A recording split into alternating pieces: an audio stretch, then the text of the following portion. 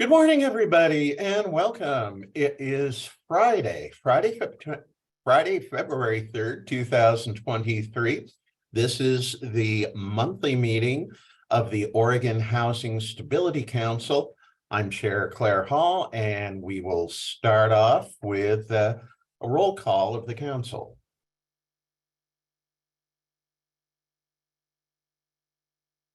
Thank you, Chair Hall. For the record, Councilmember DeFantorum will not be attending today's meeting and has been excused. Okay. Also, for the record, Councilmember Farrell will be joining late. Okay. Now we'll move to. Chair Hall. I'm sorry. Now we'll take the roll call. Okay. Chair Hall. Oh, yes, present. Councilmember Higginbotham. Here. Councilmember Lee. Here. Councilmember Minna. Councilmember Rogers.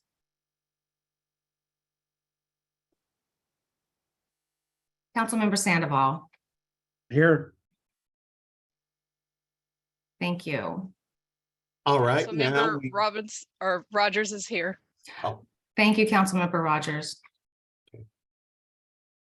Now we'll begin our public comment time. I noticed both familiar names and new names on this list. Just to lay out the ground rules, each person has a maximum of 3 minutes to address the council.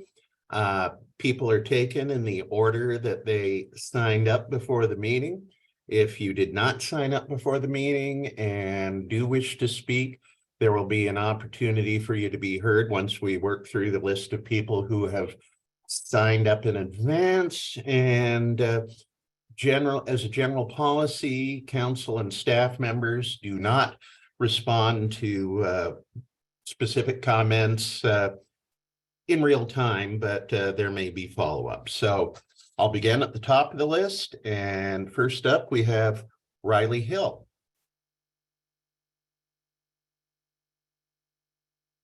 Do we have Riley Hill online?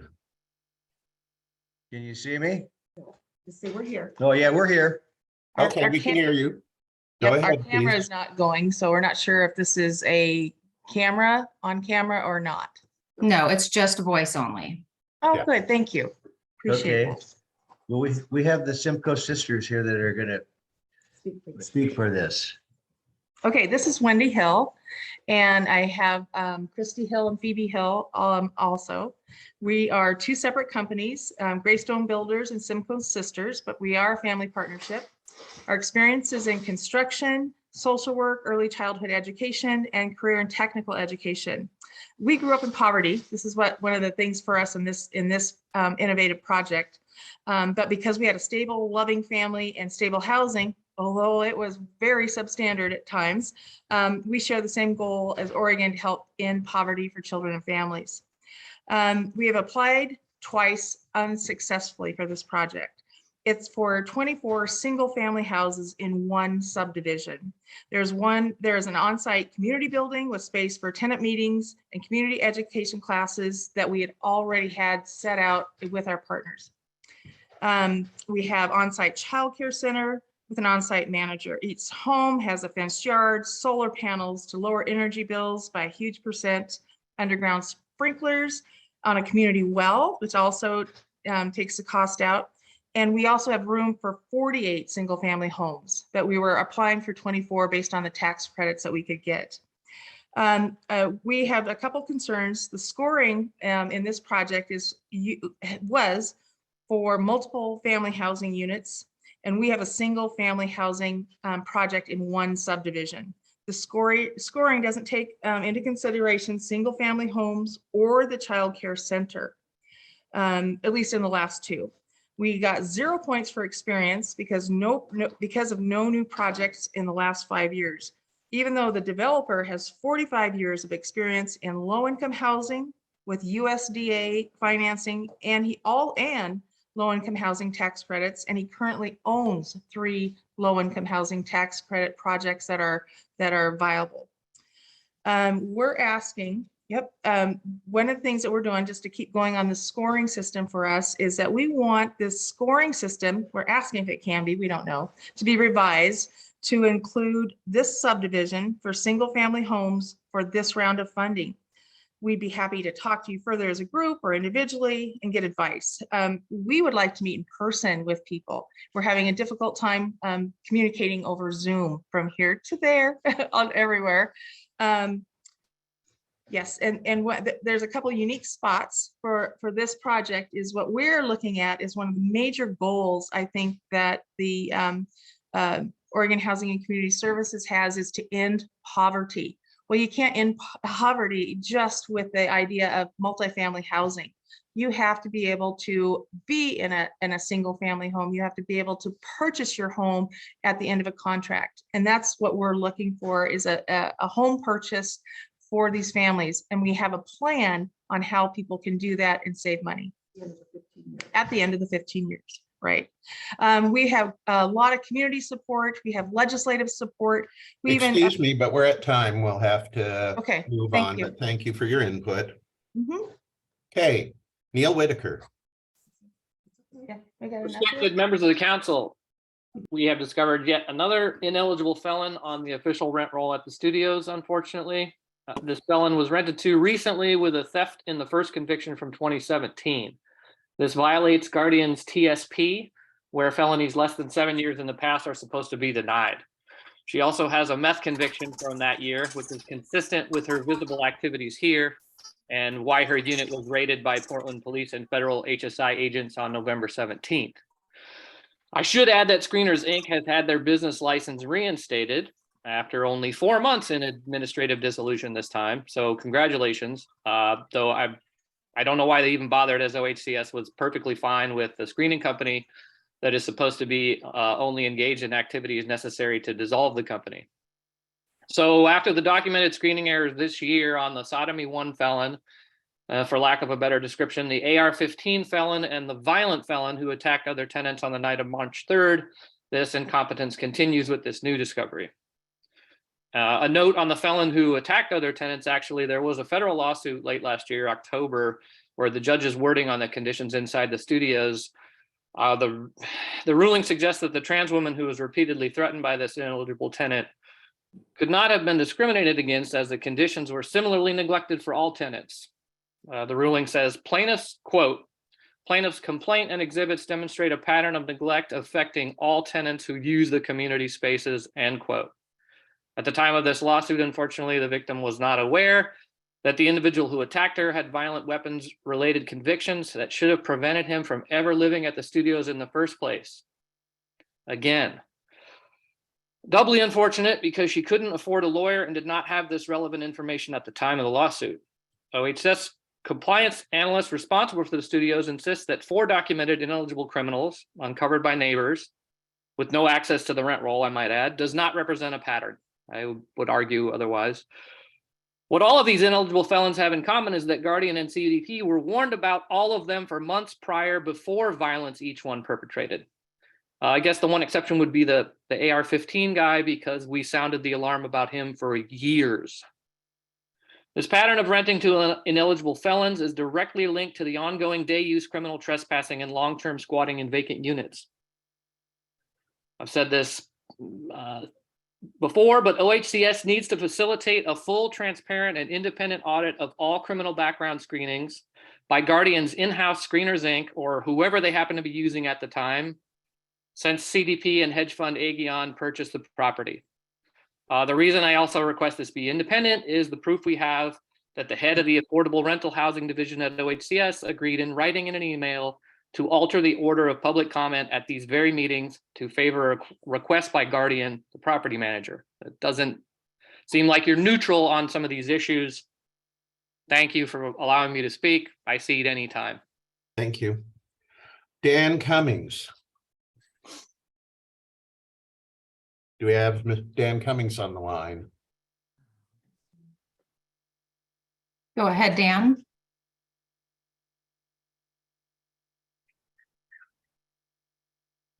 He is online, but we cannot hear him. You're not on mute, Dan.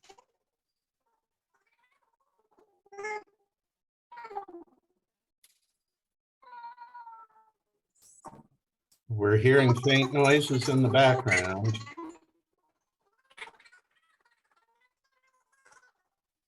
I think there's a bad connection, Dan. Yeah. We can, if you want to log off and log back on or call in, we can loop back around to you. Let's do that. Okay. And we'll move to Rick Solon. I'm looking for, I don't see Rick is online. Okay. How about Sarah Cobain? Yes, Sarah is on. Go ahead, Sarah. Hello, can you hear me? Just fine, thanks. All right, thank you. Hello, council and council members. I'm a tenant at Milepost 5. I wasn't able to meet the last testimony, but for my Christmas, I slept fully clothed in a hoodie zip up, as well as my winter coat, 3 nights in a row. There was no heat at Milepost 5 at all, and no maintenance checkups after the holidays, no response to my email. Maintenance email communication is spotty to non-existent. In the most recent resident meeting, which was held during lunchtime hours, so many cannot attend, we are told in a direct quote from management, maintenance likes to have weekends off, end quote. Yes, who doesn't? But we, the tenants, are paying for livable housing, and emergency maintenance is the burden of the owner and the management, not the tenants. Every complaint we make, Guardian and CDP uses them as brainstorming fodder to leverage money and public funds to pretend to fix these issues, then completely ignores these issues and us time and again. Since the previous month, there are new criminals that have been identified living in the building currently on the rent rolls. There are the same squatters as when we gave testimony in December, and there are new squatters and criminals. The building will never be secure as long as the company is not doing any real background checks, and as long as Guardian is not pressing charges on squatters when we are told to call the police. The police cannot enforce what Guardian shrugs off. A flurry of activity began recently with maintenance around the building, mostly visual, leaving us tenants wondering what was happening. And then we discovered a planned inspection by OHCS was posted 2 weeks later on our doors. And then it all made sense that it was more bread and circus. We would love if there was an independent, unbiased investigation into the company that does the background checks, because I do not believe they are being done. I think money is being collected for them to be done, and that's not happening. Thank you. Thank you for your input. Bonnie Robbins? Bonnie Robbins just sent me an email that she was not able to attend today. Okay, how about Theo Burke? I do not find Theo online at this time. Bradford Long? Bradford is on. Go ahead, Bradford. Good morning, Council. Can you hear me? Yes, just fine. Great, thank you for having me. I'm the Director of Asset Management for CDP. As you probably know, you know, the call a couple of times. I just want to let everybody know on this call, I'm not going to take up the full 3 minutes going through all the things that we've been doing. We have submitted to OHCS a 3-page memo on just that. But I just want everybody to know that CDP is on the call. We're listening to all the comments from the neighbors and the tenants. Following up management through all the problems as we have done the best. Thank you. Thank you. Patricia Ingram. Here I am. Thank Okay. you, ladies and gentlemen. I'm here to testify about our experience with the preserved manufactured housing parks in the state of Oregon. 2 years ago, our manufactured housing park was going to be sold with the very likely possibility of redevelopment, meaning that all of our residents, 81 spaces in all, would be homeless because our houses are all too old. We can't even get a permit to move them, let alone find a place to move them. That's simply seems to be out of the question. The owner was required to give our community a chance to buy itself. And with the help of Noah, Casa, and Rock, and some very diligent residents, we put together a purchase for this park, a multi-million-dollar purchase in approximately 10 business days. Normally, this process takes about 6 months. So you can imagine how harried it was. We have Rose Ojeda to thank for spearheading the efforts to make this happen. And without the support of these agencies and the state of Oregon, we could not have preserved this park as a low housing community. Now we offer a housing alternative that is close to shopping, medical care, and transportation. I and my federal community members would like to ask that the state of Oregon continue. Yes, ma'am. Oh, okay. We'd like to ask the state of Oregon to continue to support the programs and the commitment that it took to make it possible for our community and in the future for other communities in danger of redevelopment. Developers look at properties like ours and start drooling. We don't need more of that, more things like convention centers. We need affordable senior housing. The record hasn't changed, or the need hasn't changed for our residents. We need a place to live that is a home, not just a warehouse for the elderly. Filbert Grove Cooperative proves that we can create a community and manage it ourselves. It isn't easy, but it's ours. I'm the president of the Filbert Grove Cooperative in Springfield, and we are approaching getting our permanent financing at the end of this month, thanks to the state of Oregon and for the diligent efforts of Casa and Noah. Thank you very much. Thank you for your testimony. Emily Newton. Yes, I'm here. Okay, begin anytime. Good morning, council members. My name is Emily Newton, and I'm a resident and homeowner on 81st Avenue.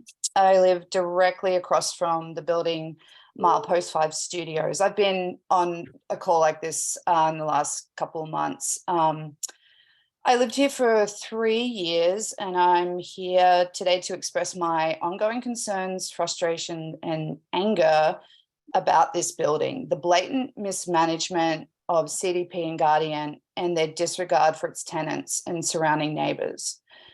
When we have voiced our concerns about criminal and dangerous activity coming from tenants who are felons and squatters in the building, and about safety concerns like unlocked doors, broken windows, many other things, we've been met with silence. We continue to endure ongoing dangerous conditions involving multiple felons, seasoned criminals who are tenants of this building. They're on rent roll. And according to low-income housing requirements, these tenants, these felons, are not eligible to live here, and yet there've been 5 or 6 or more convicted felons that we know of taking up residence in this building. We know this because CDP and Guardian have left it up to the eligible tenants and wider community who are directly affected by this criminal behaviour to police this building. They've put the responsibility upon us. When we have communicated with the police about these situations, the police have said, and I quote, "This building is the bane of our existence. When we have found squatters in the building, we ask the management, CDP and Guardian, if they want to press charges, and management says no. They want to keep things quiet," end quote. I want to stress the effect that this is having upon the eligible tenants of this building and the wider community. I don't show up to these meetings to just whine or be a pain in the ass. I have better things to do with my time. I show up because of the physical and mental effect that this is having upon me, the surrounding community, and the eligible tenants of this building. I'm asking OHCS, who oversee the compliance of this building, to step in and do a full independent and unbiased audit of the operations of this building. I thank you for your time. Please reach out to me if you have any questions or need clarification on this. Thanks. Thank you for your input. Antonio Rodriguez? Yes, can you hear me? Yes, go ahead when you're ready, please. Hi, pardon me. My name is Antonio Rodriguez. I am the executive director at Habitat for Humanity here in Junction City, Oregon, which is just north of Eugene. First off, I want to thank the Housing Stability Council. You guys have supported the market cost offset fund for us, which had very good impact on what we were doing. This is the first year after COVID, and we were drastically affected by the increase in market prices for not only labor, but for cost of materials. This fund helped us greatly in our current projects, but I would like to reiterate and emphasize that these resources are absolutely critical in order for us to complete our projects during a time when costs are higher than ever. I moved here 4 years ago, and when I first moved here, the average cost of a home in Junction City was about $350,000. At the end of 2022, that average cost is now $490,000. You know, Habitat for Humanity, we build affordable housing, and within the span of 3 years, we got priced out of the market. So I applaud you guys for helping us. And I just want to reiterate that in order for us to keep doing what we're doing in building affordable housing, we need those funds now more than ever. So looking towards the future, we would greatly appreciate it if you could continue the roles that you have been playing, because it has made a huge impact. So thank you, and please think about us in the coming future. Thank you very much. Thanks. And next on our list, Tina King. I do not see that Tina is online at this time. Okay. How about Rebecca Thompson? Go ahead. Yes, Rebecca. hello. Yes. Yeah, I'm Rebecca Thompson. Good morning to the council. I was just I'm here representing the La Hacienda Tenants Union. I'm a resident at La Hacienda. And I'm here today because we just found out right before Christmas, we were all given 90-day evictions for 34 units of the La Hacienda apartment buildings. And I'm just here today asking if there's something that can be done that you can do to help us, because we don't want to leave our home. Some of us had children, including myself, that are in the middle of the school year. And I'm concerned because I don't want to be on the streets. We already have a homeless crisis that you already know about. And I come from a domestic violence relationship, and I have fear that I might have to end up back in the situation that I left if I don't have adequate housing. So I'm just here today just asking if there's something that you can do to help us in our situation, to help, because we have a lot of mentally ill people also living in this building that will need more time to find apartments. And I just don't feel like the 90 days is enough. And like I said, it's the middle of the school year. I would at least like my child to be able to finish the school year before we have to leave, and to be able to find housing that is affordable, which is, you know, really hard for everyone. So thank you for your time. That's all I have to say today. Thank you. Kaylee Tibbetts. Present. Go ahead, please. Yes. The Milepost 5 studio apartment building where I live is not secure and has never been secure during my tenancy from August 2020 onward. The southwest stairwell door latch is new as of 2022, but it is of poor quality and is already failing to latch properly when closing. Has to be adjusted manually to get it to close half the time. Guardian CDP hires the cheapest contractors they can find, and Guardian CDP pays for them to use the cheapest materials they can. Cheap materials which fail quickly or never work properly at all.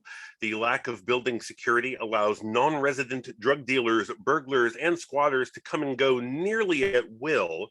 Some residents are also problematic, propping doors open either to aid this criminal activity or because, due to failed parts or lack of maintenance, some doors cannot be opened from the outside once closed, even if they're doors which should be able to be opened from the outside once closed. Milepost 5 needs to be forced to secure the Milepost 5 building to meet that basic standard of tenant landlord law. Guardian CDP needs to be forced to maintain doors to a proper standard so that the building, once secured, remains secured. they also need an alarm system to sound by remote to security and the leasing office if the doors are open too long. Because residents are doing things, like I said, like propping open doors. I removed a novel and a wadded up piece of junk mail from 2 different doors before a resident meeting last night, because doors which weren't working properly had been propped open in that fashion by one of our residents, a crazy person who verbally threatens and stalks me. Milepost 5 will never be secure without criminal background checks, starting with a proper audit of the background checks of existing residents. There's a tenant below me in the unit under me who is a drug dealer. Her customers come up to her window and yell her name to get her attention, which is annoying during the day and destroys my sleep at times during quiet hours. Guardian could put a stop to all of this, but they just want to swindle as much government money as they possibly can while running the cheapest slum they possibly can. That's my time. Thank you. Do we have Amber Cook? Yes, can you hear me? Yes, just fine. Go ahead, please. Excellent, thank you. All right. Good morning, Chair Hall and Housing Stability Council members. As a member of the Milepost 5 Tenant Council and someone who's given testimony here since 2019, I received an email on January 5th in my inbox from an unknown person with an OHCS email address. It wasn't addressed to anyone. It simply started with, "Thank you for sharing your care and concerns about Milepost 5. We want to acknowledge we've, received and read through your feedback," and went on to say that OHCS now has a plan for Milepost 5 and listed several items, and then ended with, "If you have any additional questions and concerns, you can basically contact the general mailbox." I and neighbors believed we had been assigned a new liaison to work with, replied to this email. The response I received was, "Apologies for the confusion. I just helped monitor this inbox." It was all very confusing. No one will tell us who wrote the plan or who we can contact about it. So I'm here asking, who wrote the plan? Why didn't they email it to us? And who can we contact with questions about this plan? As I said in the email, like Milepost 5, the residents here, we would be thrilled if OHCS did even one thing that's in this plan. So, we would love to find out more. I'd also like to say that we residents, along with the neighbors, wonder when we'll hear a response to our request for OHCS to have CDP pay to commission an independent audit on all background checks done by Guardian since becoming the property managers at Milepost 5. Having just this week helped to identify yet another ineligible tenant being rented to in the studios, it's horrifying that we can't get any help when it is now indisputable that the screening Guardian is doing is not working. When every couple months we unearth yet another person rented to with recent felonies, conviction of already manufacturing drugs and other low-income housing, and the unregistered sex offender. Even more upsetting are the trespassers and squatters offered a lease after trespassing and squatting, and residents reporting these trespassers committing violence and theft on us. The most recent discovered ineligible tenant first took up residence in the unit when it was abandoned by the resident, then began visibly and obviously dealing drugs with an entire crew of violent and thieving gang of trespassers, including pimps and men walking around openly carrying sex workers every day. This unit was eventually raided by Homeland Security thanks to our awesome neighbors. But even then, Guardian put this woman on a lease. They forced us to live in the same building with this woman harming us and the entire community, giving her full rights and protections as a resident. We low-income renters, we are fighting for our lives here. No exaggeration.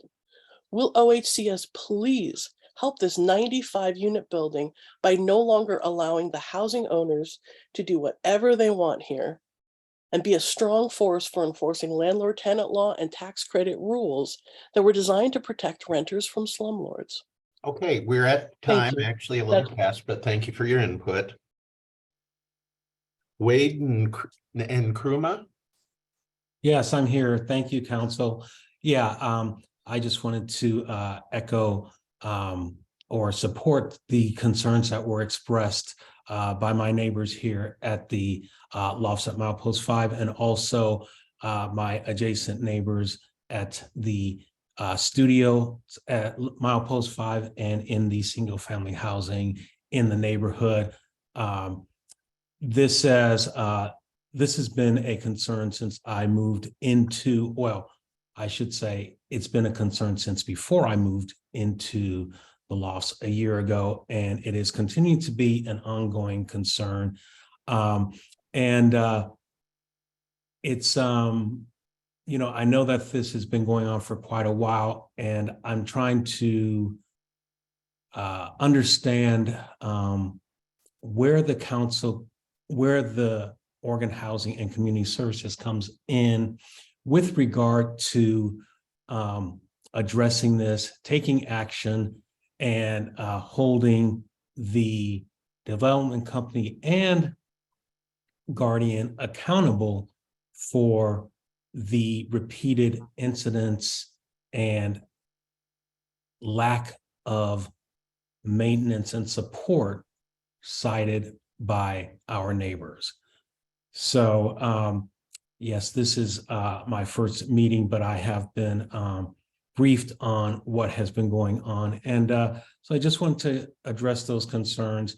And I also wonder how CDP can retain its tax credit funding given the situation and the crime issues going on there regarding some of the tenants, especially given that this has been ongoing for years. But that's it for this time. Thank you for listening. Thank you for your input. Let's see.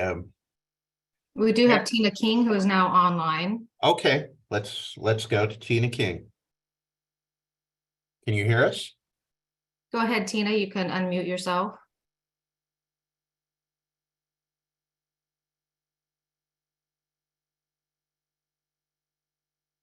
Okay, sorry. Can you hear me? Yes, go ahead when you're Okay. ready, please. Good morning, Council. My name is Tina King, and I live next door to a project that was funded by the approval of $2,070,000 of GAP funds, as well as tax credits for Cooperative Mobile Home Park Deerview Cooperative. I've tried to contact Edwin Brown, the program and analyst person, numerous times, and he will not return any of my calls. He falsely qualified this project for funds, and what he presented to the board for approval of funds, which was a lie. So I'm here today to ask, how does an illegally created mobile home park, an RV park, that got a non-conforming use verification and an expansion in 1996 qualify for those kind of funds? This park has no compliance with virtually any aspect of ORS Chapter 446 and absolutely no compliance to Oregon fire codes, fire access. This park is not located in or near a local municipality. It has no legal roads, streets, or frontage of any kind. It does not even, or has it ever had any valid form of access to a county road. Currently, CASA of Oregon and the cooperative are diligently working behind the scenes with multiple agencies to create some illusion of compliance in which it will never achieve any compliance. They're gearing up to waste about $1 million plus on top of already wasted public monies. Why in this case is it okay to have multiple low-income families and elders' lives at risk? This project needs a complete audit and public monies returned. Any further question, I am willing to clarify. Thank you. Do we have anybody else who had signed up but wasn't available when they were called on? Dan Cummings, were you able to get a better connection? Can you hear me now? We Yes. can. Yes, go ahead, please. All right, thank you. This is Dan Cummings, City Manager for the City of Ontario. I would like to discuss the need for financial aid to developers or employers to aid in constructing workforce housing. We are having a workforce crisis all across America. There are many reasons for this, as most of you are aware, so I will not go in those details. But most of the businesses in our community are not only having a hard time finding the workforce, but they also cannot find a place for affordable housing when they do find these people. Ontario gets funding to help the low income, and many are not working, of course, but just living on subsidized income of one sort or another. However, there is no funding assistance for the working force as they make too much to live in the low income housing. So we have a catch-22 going on here.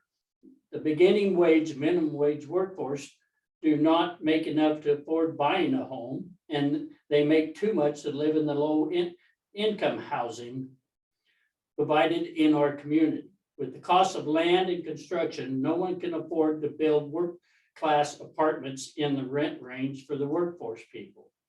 That being said, I would like the council to just consider the working class housing issue and help focus on this and not just on providing housing for subsidized income people. Thank you very much for your time. Thank you. Do we have anybody who was not signed up but wishes to address the council at this time for up to 3 minutes? If so, please use the raise hand function. If you are on the phone, it is *9. See, I see a message. Priscilla Clark, I would like to speak. Yep, Yeah. Go ahead, Priscilla. Hi, I'm Priscilla Clark, and I'm here with La Hacienda Tenants Union, who are here in solidarity today. There are 34 affordable housing households at La Hacienda that were served with no cause eviction notices on December 9th, 2 weeks before Christmas. Of those 34 households, there are many with not only disabilities, but young children. We don't want to be displaced from our homes, schools, and neighborhood. We want to stay. Many of us have no place to go, and we are already in a housing crisis. We know you have inventory with Relay Resources that runs La Hacienda. We don't know what role you play, but whatever role you play, we are asking you as leaders to help us. Otherwise, there'll be many more families added to the homeless crisis we have today. So we're here today to ask for you, our leaders, to help us. Thank you. Thank you. Anyone else?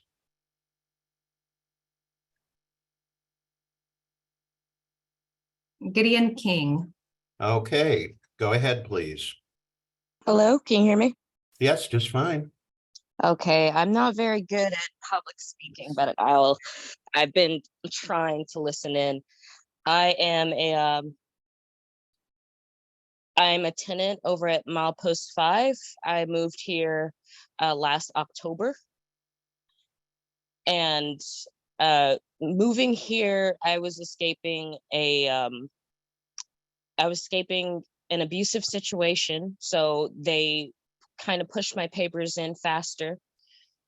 And I kept up with, making sure that I had everything in line. I was moving from a completely different state on the kindness of friends to move my things. And I kept being told by management that everything was fine, everything was pushed through. I was ready to move in at a certain time, only to be told the day that we drove 24 hours straight to get to Portland from San Diego, that basically they messed up something and my unit would not be ready until the following Monday.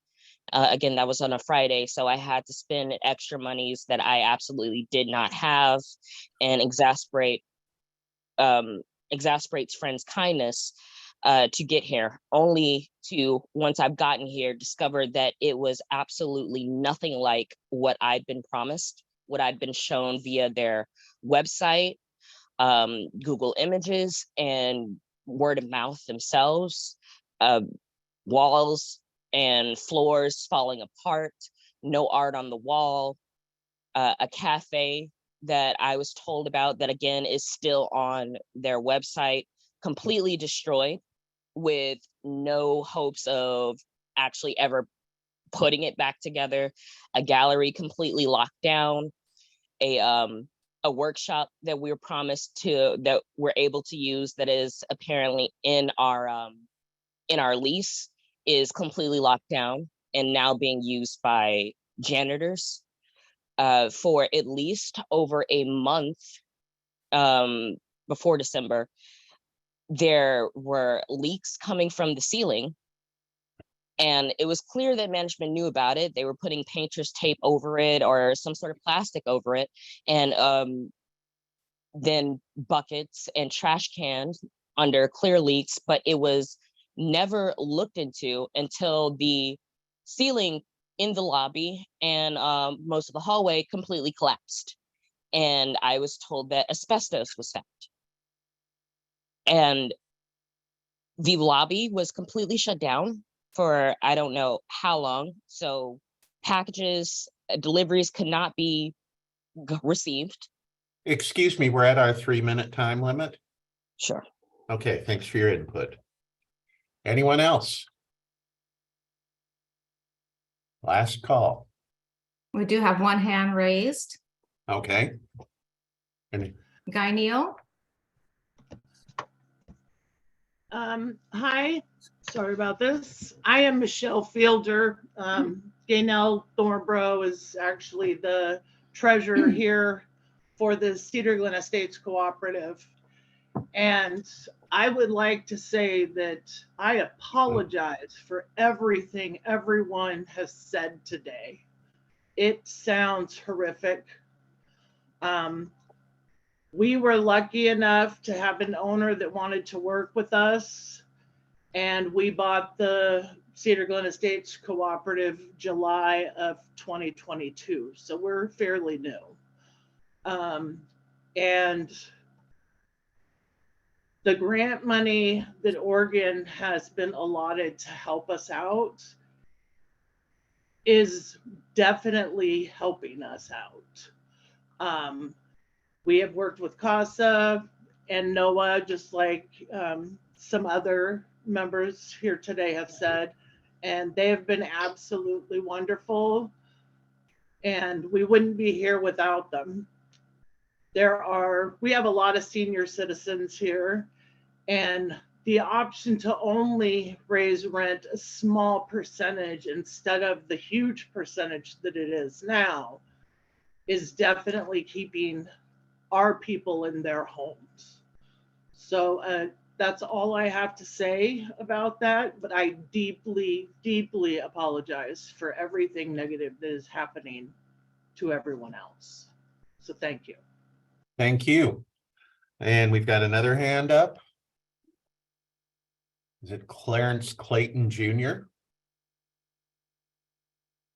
Yes, that's me. Thank you. Go ahead. I too, I also live in La Hacienda Apartments. And like the person said earlier, a bunch of us were given eviction orders, and we have to find a new place by the end of March. Biggest problem, one of the largest problems that I have is that Relay doesn't have a property that is, I would consider, suitable to live in. And a lot of the vacancies that are available out there are in outer Southeast Portland, where it's really no longer safe to live. And a lot of people have left the building. So by the end of March, I would say there's probably going to be less than 10 families here with nowhere to go. And so far, we haven't been given a lot of help to go anywhere. And I'm a senior. I just celebrated my 70th birthday, and I'm also a veteran, and I can't find anywhere to go. That's it for now. Thank you. Thank you. Anyone else? All right, thanks to everybody for all of their input.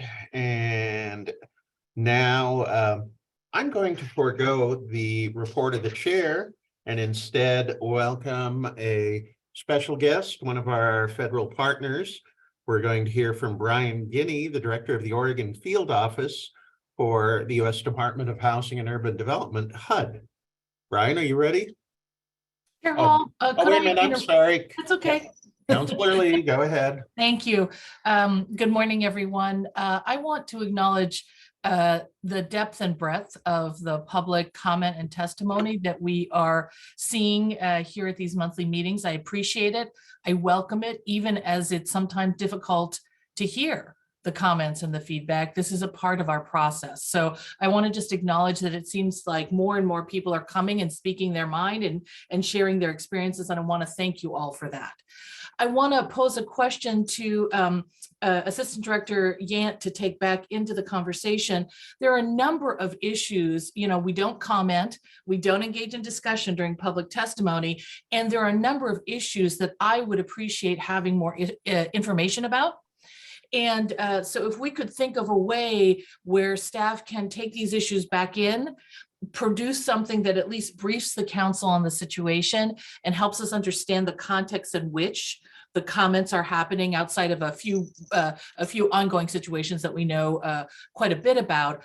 As new issues are raised, it would be super helpful to be briefed on them following. It could be a written report after the meeting, but some way in which I and the members of the council can understand when these comments are happening, what is the situation in which the comments are being made, and then what, if any, because sometimes we cannot take action, what, if any, action and activity is going to be done from staff as a result. I feel like that's the commitment we need to have to close the loop, right? Public comes, raises concerns. Even if we can't do anything, we need to respond and acknowledge and say, this is what we did do. This is what we, and I as a council member would like to hear that. Thank you.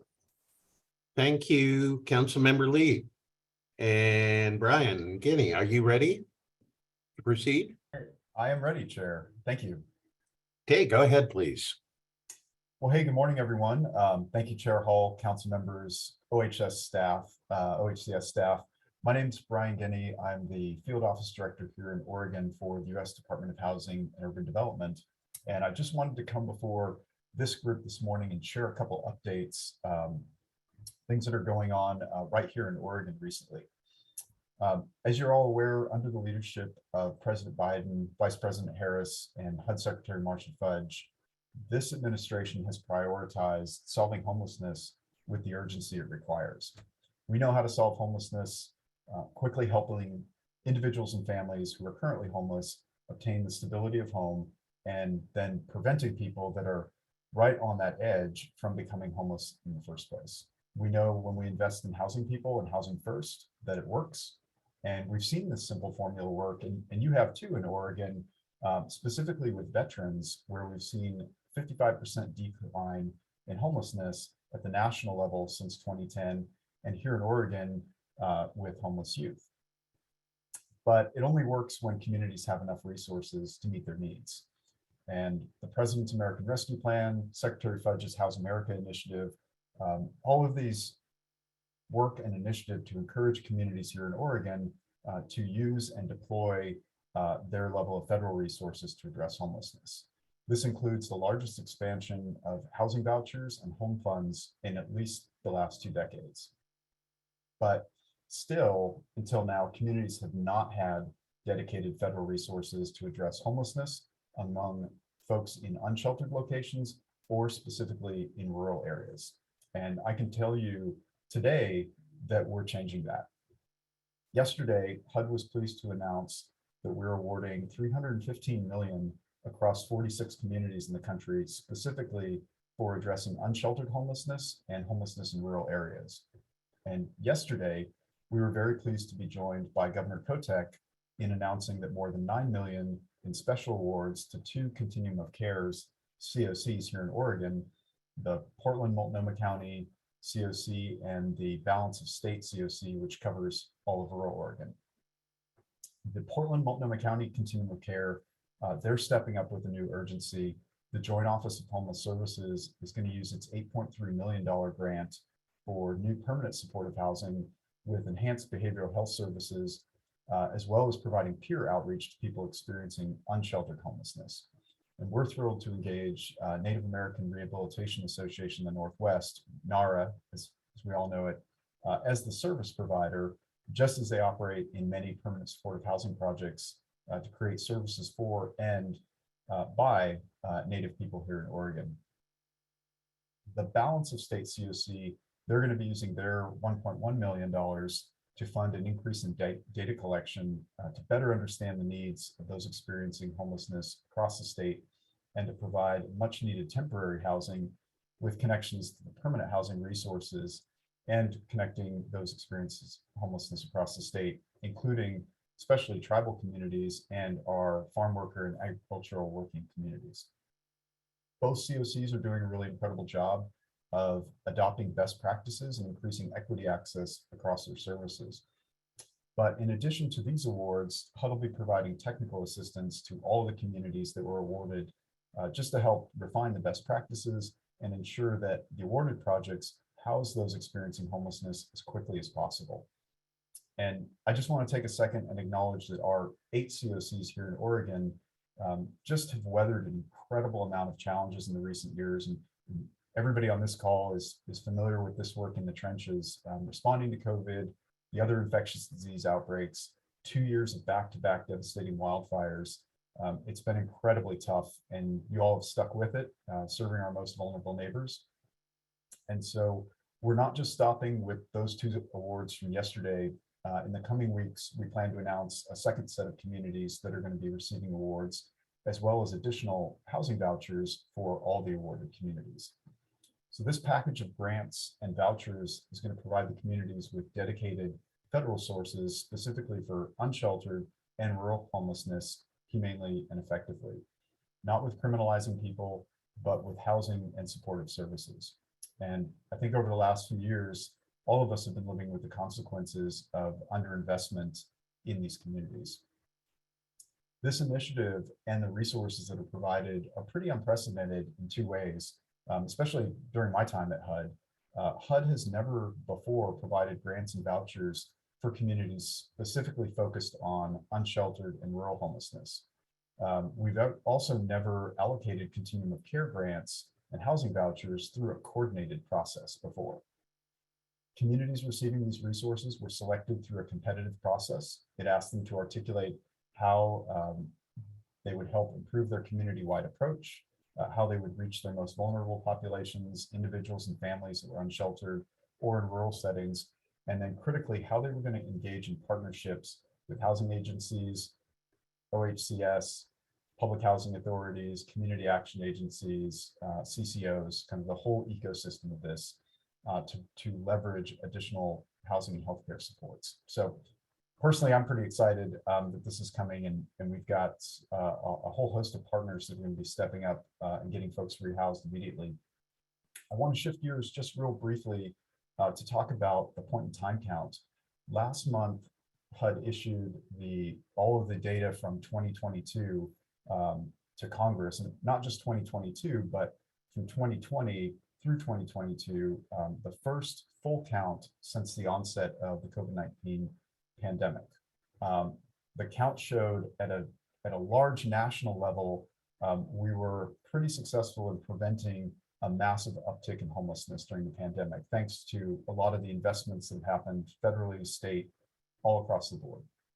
Nationally in 2022, 582,000 people were experiencing homelessness, and 4 out of every 10 of those were living in an unsheltered situation. Homelessness nationally only ticked up about 1% during the pandemic, but I don't need to tell anybody on this call that story is drastically different here in Oregon. During the same period, 2020 to 2022, homelessness increased here by more than 22%. And our rate of folks that are living unsheltered, out on the street, in a car, not in an emergency type of shelter, it's one of the highest in the nation. And then most heartbreaking and tragic for Oregon, unsheltered families grew over 50% with at least 208 households unsheltered. The interesting thing in this data that was released last month, for the first time, we have the data to show that not just in West Coast cities, but homelessness in rural areas and unsheltered homelessness all across the country is growing. It's not an urban situation. It's not a West Coast situation. We've got the data to show that most folks in our communities that are homeless are from our communities. There's not some sort of migration happening, and we have the data to back that up. And so our folks were out for this year's point in time count last week. We had folks from your local HUD office out in Estacada and Dallas and Salem, and then in downtown Portland. And I just wanted to extend a really big thank you to all the members of your organizations and many of you on this call that were out participating in the 2023 point in time count.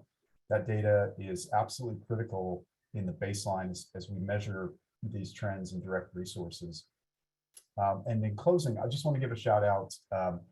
I was down on Monday in Coos Bay to the 2023 Southern Oregon Coastal Housing Summit, meeting with private developers, nonprofit developers, city, county, and there was a very robust presence from OHCS down there, engaging and talking and working with local stakeholders in the field on the ground in Coos Bay, and just really want to give a shout out to that partnership. And that's happy to take any questions today or let you all carry on with the meeting. Council members, any questions for Mr. Guinea? Chair Gerard is first, and then Mary Farrell. Okay, great. Yeah, thank you for your presentation. So as you know, the governor issued her executive order, and it seemed like the executive order seemed to emphasize metropolitan areas and urban areas. So it's really good to hear that the federal government is really focusing on rural investments. So just wanted to thank you for that. Thank you. I guess I just have more of an anecdotal comment, but I think it's especially true in rural communities. The point in time counts really are a snapshot of who's out or seeking services on that day, on that hour that the outreach worker is collecting those surveys. We participated in those for 20 years, so I'm very familiar with the process. And you really have to still meet the super narrow criteria for who is considered homeless under the federal guidelines. And that does not typically include families or children or youth who are couch surfing, sort of doubled up. They might be in hotels. It misses a lot of people.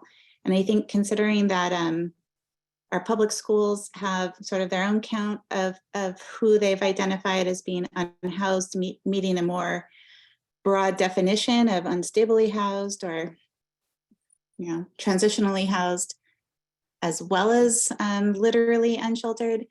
I think that that's like a really good number to look at, especially when you also consider our unhoused youth graduate at the lowest percentage of all subpopulations in Oregon.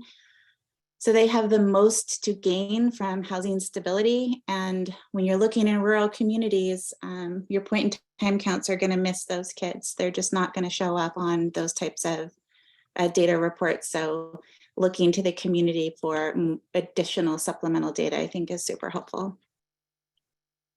Thank you. That's a really excellent comment. We know, you all know, there's many issues with the point in time count. Probably the redeeming thing about it is it's a pretty consistent baseline at the 20,000 foot level of trends statewide and large community wide. There are parts of Oregon, Lane County comes to mind specifically, that have gotten approval from HUD to supplement their annual point in time count data with HMIS, Homeless Management Information System data, coordinated entry and access lists and things like that to provide a more robust picture. And certainly we're working, if folks that are doing that count want to enhance their submissions to HUD, we will absolutely work with you on that. And then to your point about rural communities, there's on this map behind me, there's whole sections as we track. There might not be someone actually physically doing a count on the week of the point in time count in parts of the southeastern Oregon. And so the balance of state has to use survey methodology and extrapolate that data, but there's major challenges in rural areas in getting that accurate count. So I appreciate the comment. Anything else for Brian? Well, thank you for your time and for the report. And as has already been acknowledged, Director Andrea Bell is not able to be with us today, but bringing us, filling her shoes and, well, maybe not the same pair of shoes, and bringing us the report of the director will be Deputy Director Caleb Yant. Thank you so much, Chair Hall, council members. It's nice to be in virtual community today, and I will do my best to represent while Andrea is unable to make it.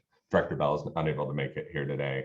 I recognize where we're at as far as time. I want to cover two things really quick. Most of the time for the directors or deputy directors update in this case will be focused from Assistant Director Sting to give a quick overview of what is in the governor's recommended budget that was released this week, a historic budget for housing. And then just a couple quick topics from me. Before I hand it over to Assistant Director Sting, though, I just want to uplift and respond to the comments from Councilmember Lee related to the public comment. One, just uplifting appreciation for the public voice. It's so important as a public body, as an organization that is committed to being a human-based organization that cares about community voice, to hear. And as the depth and breadth of our programs and investments continue to grow, I think that we absolutely should expect for that to continue and to expand. And it's incumbent on us to be accountable to close the loop on that, regardless of what that answer might be, the outcome might be, to make sure that we're able to close the loop on that. You know, happy to say part of what has been the championship of this council as we've grown and got staff, I already have public affairs team members texting me on what that might look like. So that is something that you should absolutely hold us accountable to, and also appreciate the public voice there.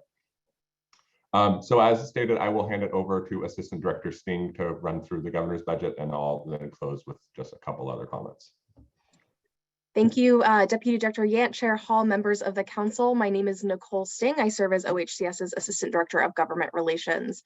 I'm going to talk fast and walk through a lot of things fairly quickly, so I apologize if there's more meat you want to dig into. I'm happy to connect offline with additional information. Before walking through the governor's recommended budget, I just want to take a step back and acknowledge where we are in the legislative session. The session began just a few weeks ago on January 17th. We have the largest class of freshman legislators that we've seen in quite some time, and we already have over 2,000 bills introduced. There is a lot happening this session, but what is clear is housing is a top priority for everyone. Of course, Governor Kotek is deeply committed to solving our housing crisis, but every single caucus, Democrat, Republican, House, Senate, has identified housing as a top issue and a top priority for them this session. That looks a little different for legislators, depending on their viewpoint, but we're having incredibly positive conversations with our policymakers and are looking forward to a robust discussion on housing solutions this session. OHCS has presented in front of 4 legislative committees to date, or rather 4 presentations to date in front of 3 legislative committees. We've been before the House Committee on Housing, providing an agency introduction and overview, the Senate Committee on Housing, providing a brief run through of the high level needs we face as a state and some of the proposed solutions that OHCS has had promising practices and success in delivering. OHCS also presented the System Development Charge Study to that same committee in a different date. And just this Monday, Director Bell, Deputy Director Yant spent 90 minutes with our budget committee walking through the one-time funds we received in this current biennium. I will just say 90 minutes for over $2 billion is a challenge, but we're lucky to have leadership that can walk through it fairly quickly. I'm dropping some links in the chat if you're interested in diving in more, watching them later, seeing the PowerPoint presentations we had. There's a lot of really great information there. For the sake of time, I won't talk through other legislative concepts introduced this session or heard in committee thus far. Again, happy to connect offline. There's a lot of meat on the bones in terms of what legislators are bringing forward. I'll just spend the rest of our time together diving into the governor's recommended budget. We have, of course, a governor that has been long focused on housing solutions. On Tuesday, Governor Tina Kotek released her mission-focused budget with 3 top priorities. The first one being building more housing and reducing homelessness. I'll talk through the budget in very high-level details, and I'm dropping in the chat now a quick summary, a 28-page summary of those 3 priorities. And of course, the details of the housing budget are included within that summary.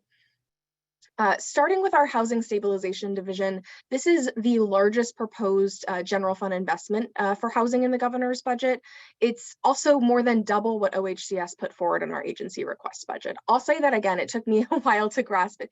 The governor is proposing more than double the investments in housing retention, homeless services than was in the agency's request budget, which was already a historic investment. So really want to underscore we're seeing incredible resources and housing solutions coming from the governor's recommended budget. Included in the Housing Stabilization Division's recommended budget is a $130 million early session package. The governor and legislative leadership are working closely together and negotiating the details of that package, aiming for a March 17th date to pass it. So we will see action. I hope to provide an update at the next council meeting about what those investments look like. But just to pull out some of the highlights, there are some statewide investments in there for emergency rental assistance through community partners, $5 million investments to work directly with Oregon tribes and continue some of the work we've started this biennium, and a historic continuation of investments in shelter services, preventing homelessness, and rapidly rehousing Oregonians experiencing homelessness. That early session package also includes vital resources to help both OHCS and our partners at the Department of Emergency Management move forward with some of the actions outlined in Executive Order 2302. There's additional details on that investment that were released last week. I would encourage you all to go back and look at that. Also within the Housing Stabilization Division is resources to continue those investments. I want to call out significant investments in rapid rehousing that has connection to long-term rental assistance. $172.2 million is proposed in the governor's recommended budget. We're also seeing over $90 million over $70 million in homelessness prevention, as well as over $24 million in shelter services and additional resources for tribal partners. Shifting over to our affordable rental housing divisions, the governor is proposing over $1 billion, let me say that again, over $1 billion with a B, to develop affordable housing, both for rent and purchase and permanent supportive housing, as well as preserve existing housing, manufactured home parks, affordable homes funded through OHCS. That is an incredible investment and significantly higher than what was in the agency's request budget. The governor, I will also call out, has added a new investment that was not in the agency request budget to provide risk mitigation for permanent supportive housing developments. We look forward to talking with the council more as we work with partners to develop what the details of what that will look like. In the homeownership division, the governor has proposed both the resources that were mentioned before to develop housing, but also $5 million of general fund to pair with Lyft homeownership, and $13.6 million for down payment assistance to help Oregonians access homeownership. Those resources will be paired with OHCS lending products. And importantly, the governor is continuing a program that helps manufactured homeowners replace their older energy inefficient or unsafe homes with new manufactured homes. That's a $4 million investment there. We're also really excited to see the governor is proposing $9.4 million for language access and training and technical assistance. Councilmember Lee was at the table with OHCS as we put together that initial package, and we're glad to see some of those investments come forward and materialize in the governor's recommended budget. I also want to just quickly plug what is not in OHCS's budget, but what is very important to meeting the goals of the Oregon Housing Needs Analysis. The governor is proposing $2.2 million to create a new state office to reduce land use and permitting barriers that stand in the way of developing housing. Of course, that impacts OHCS developed housing, but it also impacts middle income and workforce housing more broadly. I know I walked through a lot of numbers really quickly. Director Bell will be before the Housing Alliance on Monday to provide an update on the governor's recommended budget. We will share out that slide deck with council members so you have access to the totality of the investments. It is very exciting, overwhelming, and we have a lot of work coming forward on that. And before I take questions and pass it back over to Deputy Director Yant, I do just want to highlight two public hearings on important bills that are coming up. On Monday, Senate Bill 225 related to private activity bonds and affordable housing is up in the Senate Housing Committee. We're looking forward to seeing some robust public testimony in support of that bill. That was an OHCS drafted measure. We're also on Tuesday morning seeing House Bill 2889 before the House Committee on Housing and Homelessness. That is the Oregon Housing Needs Analysis bill. So that's the first public hearing for that bill. Of course, really momentous to see that moving forward. We'll have more updates to share on OHCS drafted bills next month, so please watch out for those. And before turning it back to Caleb, I just want to send a note of gratitude to the government relations team who has been working tirelessly with legislators to ensure both OHCS proposed legislative investments move forward and that investments proposed and resources proposed by legislators are shaped in a way that work for OHCS and our community partners. So it takes a village, and we're really seeing that now. So I want to just send out that note of gratitude before turning it back over for questions.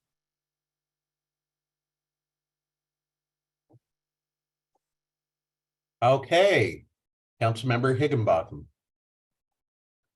Thank you. So Nicole, I was just wondering on the DPA program, you talked about funding that program. Those people that are managing that program have been waiting for over 13 months to get that program funded. Do you know what the delay is and what we can expect and when we can expect those funds? Councilmember Higginbotham, thank you for the question. I might tap in our Deputy Director to respond. Sure, thank you. Yeah, Councilmember Higginbotham, thank you.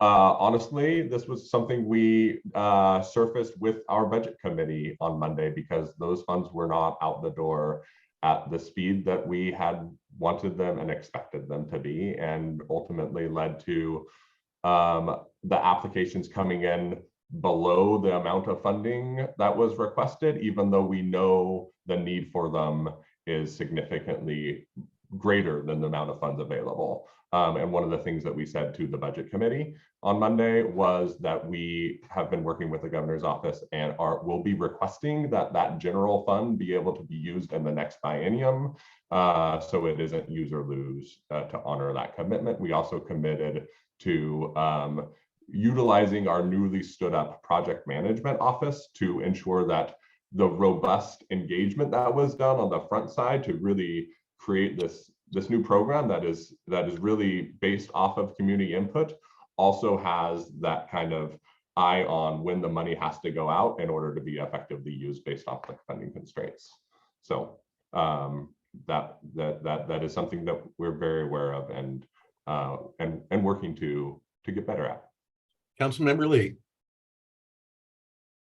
Thank you. Wow. Can we just take a moment and feel the magnitude, right? Yeah, and with great opportunity comes even greater challenge. And I want us to start to think about, when we think about the past 2 or 3 years, really 3 or 4 years for this organization, the expectations and the amount of projects and the amount of funding has been almost a vertical line of increase up. And we have heard from many forever, from both leadership and from staff, that what's happening right now in terms of staff capacity, our ability to keep track of the details. I think Councilmember Higginbotham has just raised an example of this. is unsustainable. And and again, this is not critical in any way. It's acknowledgement that no one could be keeping up with the pace of change, new projects, et cetera, without things dropping. And without our standards of excellence always being met. And we have high standards of excellence, right? So let's be clear about that. I really want us to have sort of an open and maybe sometimes challenging discussion about what is it going to take for this organization to be able to manage double what we asked for, when what we asked for felt like a big reach and a big challenge. And it has never been an option for this organization to fail. It is even more not an option for this organization to fail in this moment. And I am afraid, I'm worried, I'm concerned that without some significant time, attention, and diving into structurally and resource-wise and staffing-wise, I've asked about staff, and administrative capacity almost every year when we talk about the budget. I'm afraid we're not going to be able to do it. And I think the council has a responsibility to be a part of that discussion, both in terms of support for the agency, but also accountability for the agency. We play a dual role. And I don't see where and how we've put aside enough time, even up until the governor's budget came out, for us to dive deeply into these issues, because they're not, otherwise we're going to continue to have this one thing come here and we're going to try to fix it. And then this other thing come there, we're going to try to fix it. And, there was no fault in the money not getting out for 13 months. And now we're trying to fix the money not getting out to 13 months. Is there any way that we can have a collective conversation about what's it mean for us to be the size and scope of an agency that the governor, quite excited in an exciting way, is asking us to become, and we're not there yet. So I just want to say what I hear, Nicole, when I hear this and others, I like to say when my palms are sweating, I'm on the knife edge of terror and excitement. I imagine you all are there too. I'm there sitting on the council, and I want us right now, we've got maybe 90 days before the end of the start of the new fiscal year, to get these ducks in a row before the budget gets passed and we start moving. And even half of what the governor has proposed come through, it's going to take some radical redesign, some radical rethinking. And I'm speaking now to my colleagues on the council. I want us to be both support and accountability.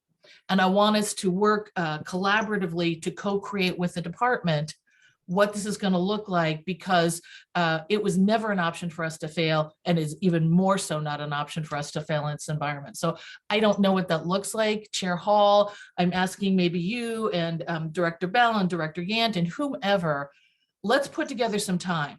Let's put together some process, and let's try to figure out how we're going to manage this, because otherwise this is unsustainable. Thanks. I'm with you. Thank you. I think that's a conversation we should have, a conversation we must have. I don't know what form that would take, whether extending a couple of meetings, maybe dropping in a special meeting or two, but yeah, we need to be engaged as we can in these next few crucial months. Well, always, but this is in particular, a pivotal time and an exciting time. Deputy Director Yant, anything more from you? Yeah, so just really quickly, Council Member Lee, I so appreciate that. I have towels to dry the sweat off of my palms. That is absolutely now my second takeaway from this meeting after the public comment is how we engage you. We have been doing a lot of work. One of the things that Director Bell and I have been championing is that this is a whole of government approach. We cannot do this on our own, and we've said frankly that before, and it needs to be a different whole of government response than it has ever been before. And failure is not an option. And so I just do not take that as a critique at all, but a recognition of exactly what we know and an appreciation for that. So yeah, deep appreciation for those comments, and we will act on that, figuring out how to do that. Two more things from me really quick, and I want to move relatively quick. One, from a logistics perspective, there are a few changes to our agenda today. There is one walk-on item. It is a voting item in the Housing Stabilization Division. And then our last topic, which is an HR update, will need to be pushed to the following month. That is not standard. It is not what we want to do. And on the HR side of it, we have people and processes that are stretched thin. And on the housing stabilization, there are many new ways that we're being asked to work, and in this case, voluntarily doing business differently in pursuit of our values leading our policy decisions. And in this case, it requires us to come to council for something that we did not think we had to come to that. Specifically, at the beginning of the housing stabilization presentation, a decision is being requested, so OHCS can proceed with amending a grant agreement, that the council had previously provided with Oregon Worker Relief Coalition. Oregon Worker Relief Coalition has been engaging in a community-based design for an eviction prevention program. Through their work, we've been able to accomplish something that we're really proud of, and to deliver what is needed on the legal requirements, specifically on the topics of advancing funds and providing direct cash transfers to clients in needs. We need Housing Stability Council approval. So it's very exciting. And it's also, for us to do this, we're being told council has to approve it. So we'll get into that a little bit more, but I just want to acknowledge that walk-on items is not something that we want to do, and in this case, there is a pressing need for that. I want to end my deputy director's report by uplifting the fact that February is Black History Month. This is a time to honor Black Oregonians, past and present, to recognize and uplift the significant contributions made by the Black community to the fabric of Oregon, to the fabric of our country, and worldwide. This is not only a moment to celebrate the triumphs and innovation of the Black community, but it's also an opportunity and incumbent on us to learn from history. We, as part of the work that we do in housing, know and see the impacts all too often of systemic racism on Black Oregonians that have led to disparate housing outcomes. Racist policies, including red line urban renewal, restrictive covenants, biased mortgage lending, chronic disinvestment. And despite the odds, Black business leaders, Black politicians, advocates, Black-led partner organizations across Oregon have relentlessly pushed back, passing more inclusive housing policy, organizing protests, supporting communities at the margins, and holding state agencies like OHCS accountable to create a more just Oregon. Here at OHCS this month and every month, we recommit ourselves to centering racial justice through our work, to interrupting systems of oppression and systemic racism, to not lose sight that there is still much work to be done. And we just want to uplift and honor Oregon's rich Black cultural history, resistance, and triumphs towards creating more equitable future. And we celebrate with all Black American contributions, those that are widely known and those whose presence is more obscure. And at that, I will cede my time, even though I am over, back to the council and Chair Hall. Thanks very much. Thanks, everybody. Yes. Did I hear somebody speak? I guess not. All right. Let's get to the agenda items from the Affordable Rental Housing Division. Some decision items and briefing items, and Director Natasha Detweiler-Dobby, are you and your team ready to go? We sure are. Can you hear me okay? Okay. Great. Yep, the floor is yours. Awesome. I'm balancing life inside and outside of work today, so I am glad to be here this morning to introduce our items and have Assistant Director Rosika and Assistant Director Roberto Franco here to step in as I need to step out briefly. I just want to, before turning it over to Ty for our first transaction, I just want to double back on public comment appreciation. We do have a written update on our on Milepost 5 engagement posted to the Housing and Stability Council webpage, and look forward to providing an update on all of the other items mentioned that apply to us.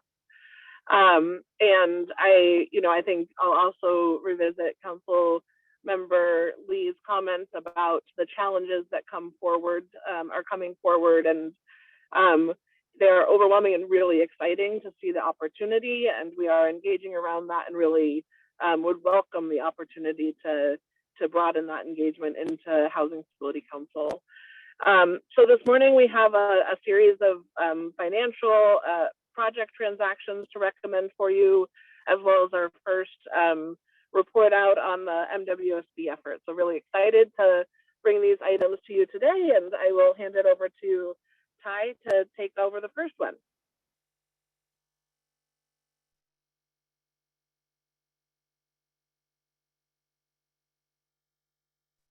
Sorry, I couldn't find the mute button. Good morning, Chair Hall, council members, Deputy Director Yant. My name is Ty Dunson-Strain, Production Manager, OHCS, here to present one transaction, the Gleason Family Apartments transaction that is sponsored by Related Northwest and ERCO. Next slide. We the project, we consider it furthering our equity and racial justice goals. Next slide. It's 96 unit building with a range of affordability. It also includes lift subsidy, 4% tax credits, and a subsidy providing with Portland Housing Bureau. The site was formerly owned Metro site. It contains a range of unit sizes. The total project cost is over around 42 million. The Related has engaged with ERCO, who's going to provide resident services, and also they're going to be working with another organization called We All Rise to help in their community engagement efforts. And also they're going to be working with Quantum Property Management, who's going to be helping with leasing and outreach, as well as managing the property. The MWSB target is 30% for this project. Contractor is LMC, provides two of our statewide housing priority goals: equity and racial justice, and affordable rental housing. And with that, I'd ask you can take any questions and ask that you consider the motion. Questions from the council? And Councilmember Higginbotham. So I think this is an awesome project. My only comment is the price tag. We're looking at almost $500,000 per door. Did I do the math wrong? It just seems like even in the Portland area, that is a lot of money per door. Yeah, and just wanted to note just a couple of things regarding just kind of just cost of construction, just observations, what we're seeing, and also as it relates to this project. You know, there's there's the type of construction with a concrete podium. That's going to add to the cost. There was soil remediation issues to deal with to get the site permit ready. There's the community spaces with the partnership with the as agreed by the partners in the project. So there's a lot of kind of added community benefits that kind of get priced into the project. Computer labs, fitness rooms, things, interest rate reserves in an underwriting environment. So these are all kind of cost escalate, but we can certainly, if it's helpful to provide kind of additional kind of trend analysis that what we're seeing around costs, if that's and we can definitely report out of that if that would be helpful at a certain point in time. Thank you. I appreciate that. I know that the costs have gone way up, and I really hope that there's a time that the costs start coming back down. I know that the cost of materials are reduced to where they were a year ago. It just, like I say, seems a lot of money. It's an awesome project. Don't get me wrong. I will support it. I just think we need to maybe have some conversations about, what the costs of all the amenities are in these projects, and maybe set some parameters around that. Further comments or questions? All right, then are we ready for the motion to approve the funding, two separate packages? Do we need to do these as two motions, or can it be a single motion covering both of the funding streams? This is a single motion, Chair. Okay, So moved. is there a second? Second. Can we have a roll call, please? Thank you, council members. For the record, I would like to note that Councilmember Farrell and Councilmember Amenya have now joined us, and we do have quorum. Councilmember Farrell, Yes. Chair Hall, Yes. Councilmember Higginbotham, Yes. Councilmember Lee, Yes. Councilmember Menya, Yes. Councilmember Rogers, Yes. Councilmember Sandoval. Yes. Thank you. Motion passes. Good job, everybody. And now I believe we've got report on the affordable rental housing NWESB work. Chair Hall, can I just raise a question before we move off this one? Of course. Thank you. I appreciate all of the information that folks are working to get into these briefing documents, and it's very helpful. I would like to ask, both acknowledge and ask that we did get informed on who the property management company is for this project, and I would like to request that as these move forward, we are also told who the property management companies are, either in the preservation projects of who is currently managing the property, or in the new projects who is slated to be the future property management company for the project. That feels like that's important information for us to understand. Thank you. Thanks so much. And now we're ready to move on to the MWESB presentation. Chair Hall, there are still a few decisions. I'm sorry. Sorry, I should have been following more closely. So thank you.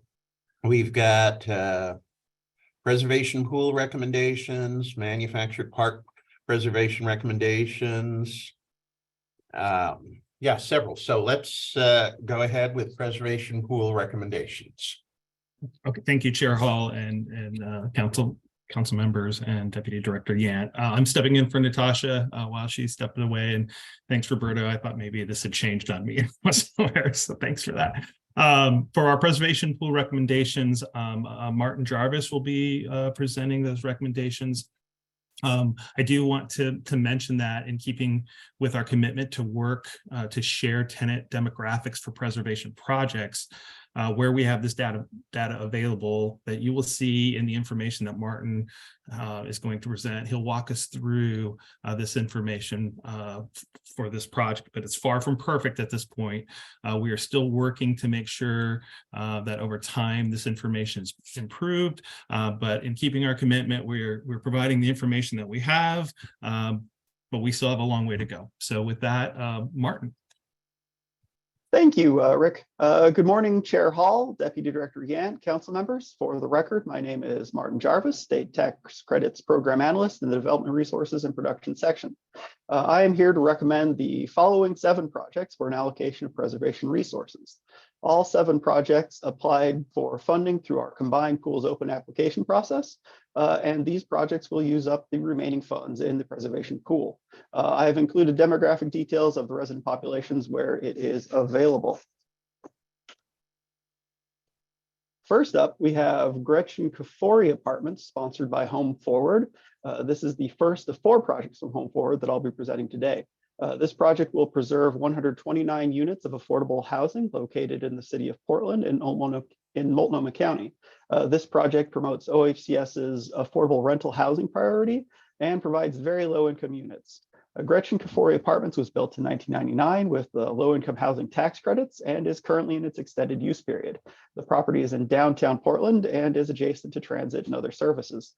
The project needs envelope repair and window replacement to deal with ongoing water intrusion and to repair the damage that has already been caused. Home Forward provides resident services on site and has a part-time resident services coordinator. Gretchen Kafori meets agency standards on equity and racial justice. There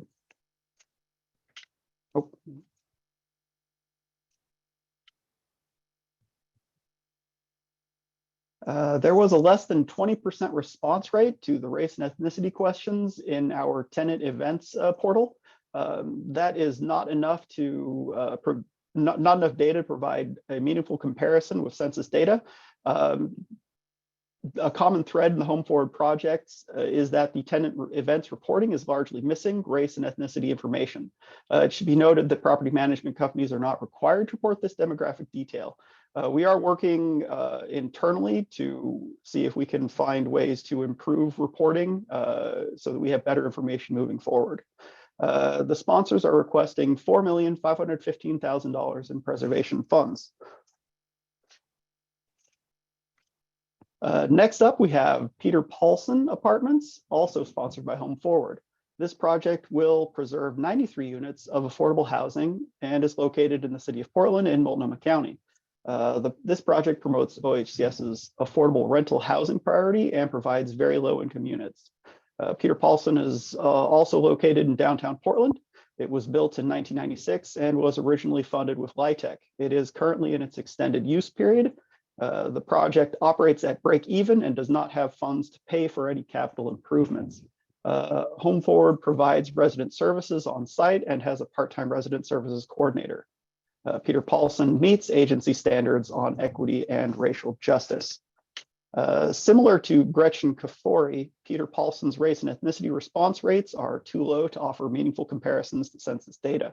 The sponsor is requesting $2,905,957 in preservation funds. Next is Rose Villa Apartments, sponsored by Wishrock and Ray LLC. This project will preserve 91 units of affordable rental housing located in the city of Roseburg in Douglas County. This project promotes OHCS's affordable rental housing priority, our rural priority, and provides family-sized units. Rose Villa's last full renovation was in 1999, and the project needs several repairs and upgrades to its building systems. The owner is currently working with Cornerstone Community Housing to develop a resident services plan for Rose Villa. The services will include on-site staff time and coordination. Rose Villa is working toward agency standards on equity and racial justice. Rose Villa had an 89% participation rate in the demographic survey. The resident population is less diverse than the surrounding population based on census data. This is one of the reasons the sponsor has partnered with Cornerstone Community Housing. Going forward, they would like to make sure that they are better able to reach out to underserved populations in the wider community when marketing vacant units. The sponsors are requesting $3,185,000 in preservation funds. Next, we have Schiller Way Apartments, sponsored by Home Forward. This project will preserve 26 units of affordable housing located in the city of Portland in Multnomah County. This project promotes OHCS's affordable rental housing priority and provides family-size units. There are also 2 5-bedroom group homes included at the site. Schiller Way requires preservation funds to deal with issues related to water intrusion and for interior unit renovations. Home Forward provides resident services on site and has a part-time resident services coordinator. Schiller Way meets agency standards on equity and racial justice. We do not have any demographic details available for Schiller Way because it was not previously part of OHCS's portfolio. The sponsors are requesting $910,000 in preservation funds. Next, we have Sequoia Square Apartments, also sponsored by Home Forward. This project will preserve 62 units of affordable housing located in the city of Portland in Multnomah County. This project promotes OHCS's affordable rental housing priority and provides family-size units and units targeted at very low AMIs. Sequoia Square requires preservation funds to deal with water intrusion and to repair various construction defects. Home Forward provides resident services on site and has a part-time resident services coordinator. Sequoia Square meets agency standards on equity and racial justice. And like Gretchen Kafori and Peter Paulson, Sequoia Square's race and ethnicity responses are too low to offer meaningful comparisons to census data. The sponsor is requesting $2,170,000 in preservation funds. Next is The Bluffs Apartments, sponsored by Wishrock and Bray LLC. This project will preserve 96 units of affordable housing located in the city of Redmond and Deschutes County. This project promotes OHCS's affordable rental housing priority, our rural priority, and provides family-sized units. The Bluffs was originally built in 1978 as a hotel and renovated and converted to housing in 1999 using LIHTC. The project needs repairs to its building envelope. The owner is working with Cornerstone Community Housing to develop a resident services plan for the Bluffs, and the services will include on-site staff time and coordination. The Bluffs is working toward agency standards on equity and racial justice. The Bluffs had a participation rate of 81%. As you can see from the data, the resident population is similar to Rose Villa, less diverse than the surrounding population. This is a known issue that the sponsors are hoping to work on to improve going forward. The sponsors are requesting $3,360,000 in preservation funds. And last, we have Valley Pines Apartments, also sponsored by Wishrock and Bray LLC. This project will preserve 120 units of affordable housing located in the city of Medford and Jackson County. This project promotes OHCS's affordable rental housing priority and provides family-size units. Valley Pines, like the Bluffs, were both originally built in 1978 as hotels. They were actually both Shiloh Inns and renovated and converted to housing in 1999 using LIHTC. This project has similar repair needs to the Bluffs. It requires a lot of help with its building envelope. The owner is working with Cornerstone Community Housing to develop a resident services plan for Valley Pines, and the services will include on-site staff time and coordination. Valley Pines is working toward agency standards on equity and racial justice. Valley Pines had a participation rate of 94%, and similarly to the Bluffs and Rose Villa, the resident population is less diverse than the surrounding population based on census data. The sponsor is requesting $4,420,000 in preservation funds. I'm happy to discuss any questions on the materials as presented and otherwise ask you to consider the motion on pages 16 and 17 of the packet. Okay, Councilmember Mania.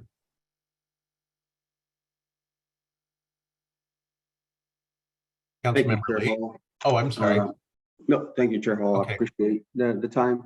I do have a couple concerns. I mean, these are preservation projects where they should have demographic information. These are tenants that have been there, live there, and I really don't understand why that is not provided. It doesn't make any sense to me at all. And to accept that as an okay practice, I think is incorrect. I think it should be demanded. They have it. So I don't like that at all, especially when we talk about the Portland projects where they've been keeping this type of information for years. It's difficult for me to accept that they don't have demographic information. Another question that I have is on the Peter Paulson. It says that is 60%, 66% leased. It doesn't tell us why it's such a low percentage that is leased. I don't understand why, especially when we're talking about this housing crisis. And I understand if this is because of the repairs that need to be done, definitely, but I would like to know why it's 66% leased, where all the other projects are between 96 and 95% leased. So those were my two main components. I love the fact that some of these preservation units have 3 or 4 bedrooms, and it's definitely important to preserve them. But again, the demographic information is difficult for me to understand why we don't have it. That is an excellent question, Councilmember Mena. For the most part, the issue is that it has only been recently through ProLink that we've been able to aggregate this data in a way that allows for meaningful analysis. Moving forward, we intend to work more closely with our partners and sponsors to ensure this demographic data is gathered in a more structured and complete way. We do have a few issues in that we cannot legally demand tenants provide this demographic data. So that will involve working with the sponsors and the project managers to build relationships of trust with the residents so that they feel like we will use this data to help them and not hinder them. The Peter Paulson issues, essentially, the water intrusion has caused a lot more damage than they thought due to some unknown and undiscovered construction defects. This is all based on the CNA that Home Forward provided us that details all of the damage and where it is concentrated. So once the damage is fixed, they will be able to begin leasing out the vacant units. Just to follow up real quick, I understand about, thank you for on the Peter Paulson, but in terms of the data, the demographic data, I understand that it needs to be analysis, especially in the neighborhood and everything else, but at least getting that information as being part of the presentation, just to see who is housed, I think that's important. Thank you, I agree. And we will work on being better at that going forward. Yeah, and if I could jump in, I think one of the things that we're really trying to look at is some of this information is more complete than others. And what is the difference? Is it how they're asking for the information? Is it trust? You know, why are some of them so much more more complete than others? And those are the things that I think we really need to dig into, figure out what those best practices are, and then share that information so that we are doing a better job of capturing that information. As Martin pointed out, this is kind of a new request that we've had. We're still working through some things, and it is not a requirement for the residents to give the sponsor that information. So we need to figure out what best practices are and make sure that all of our sponsors are utilizing those when gathering this information. Councilmember Lee. Thank you, Chair Hall. I'm going to be a little more grumpy, I think, than my colleague, Commissioner Mena was about this. In this day and age, it is absolutely defies credulity that a Home Forward, a housing authority, doesn't have the capacity or the ability to provide us demographic information for their units. I don't believe it. I don't believe it out of any of these projects. And the fact that we're asking, but we're going to research, we don't need to research demographic information. I'm going to suggest that we actually require it as a condition of being able to access these funds, that the applicant must provide that information or tell us why they haven't and what they're doing to fix it. Sometimes I think we need to offer technical assistance for people to build their capacity. In this instance, this is not an issue of researching best practice, helping someone who maybe doesn't understand how to do these things, offering options and training and capacity building. That is not this issue. And when we talk about racial justice and equity issues, all with the same level of, what do we need to do? How do we respond? We're doing an injustice to the work that we have already done and the values to which we have committed to do.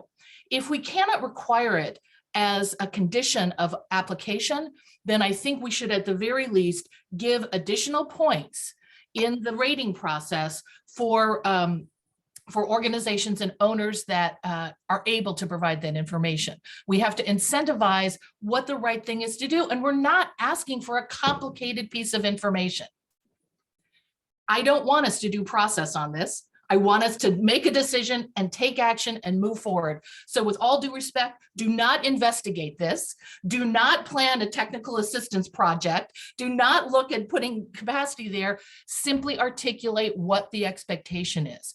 I get it. We didn't ask for it before. We're asking for it now. We know better now. We've made different commitments now. It should no longer be a surprise to anyone with this organization that we're going to ask these questions and require some effort to be put out other than we don't know, we can't, if you can't build a relationship with your tenants that allows you to ask these questions and get this information, and I think people have it, there's a bigger problem about whether or not we should be funding these projects. So I'm going to be a little more grumpy on this. And the second thing that I want to say, it's not grumpy at people, it's grumpy at the situation. The second thing that I want to say is I want us to notice that we have a structural problem here. So these are existing projects with existing residents. No one in any way, shape, or form is saying kick people out to bring other people in, any of that. And in a number of the projects, we heard that who's in the project does not align with who's living in the community around the project, particularly as it has to relate to race and ethnicity. That is a structural problem. And we have to face it as a structural problem that is not going to take us with little 1 project, 2 project, 3 project, but understand overall how this has happened. I think we know that. We're not confused about that.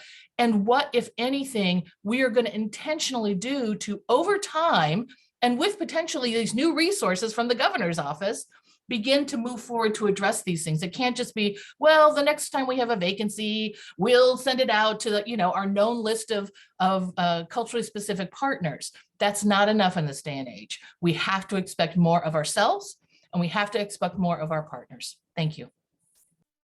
Chair Hall. Yes. Councilmember Lee and Maynard, can I respond? Of course. To those comments? So 2 things.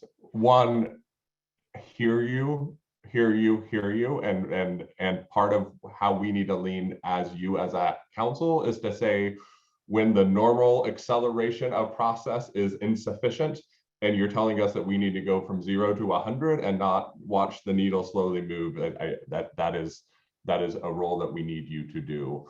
I just contextually, I want to uplift that.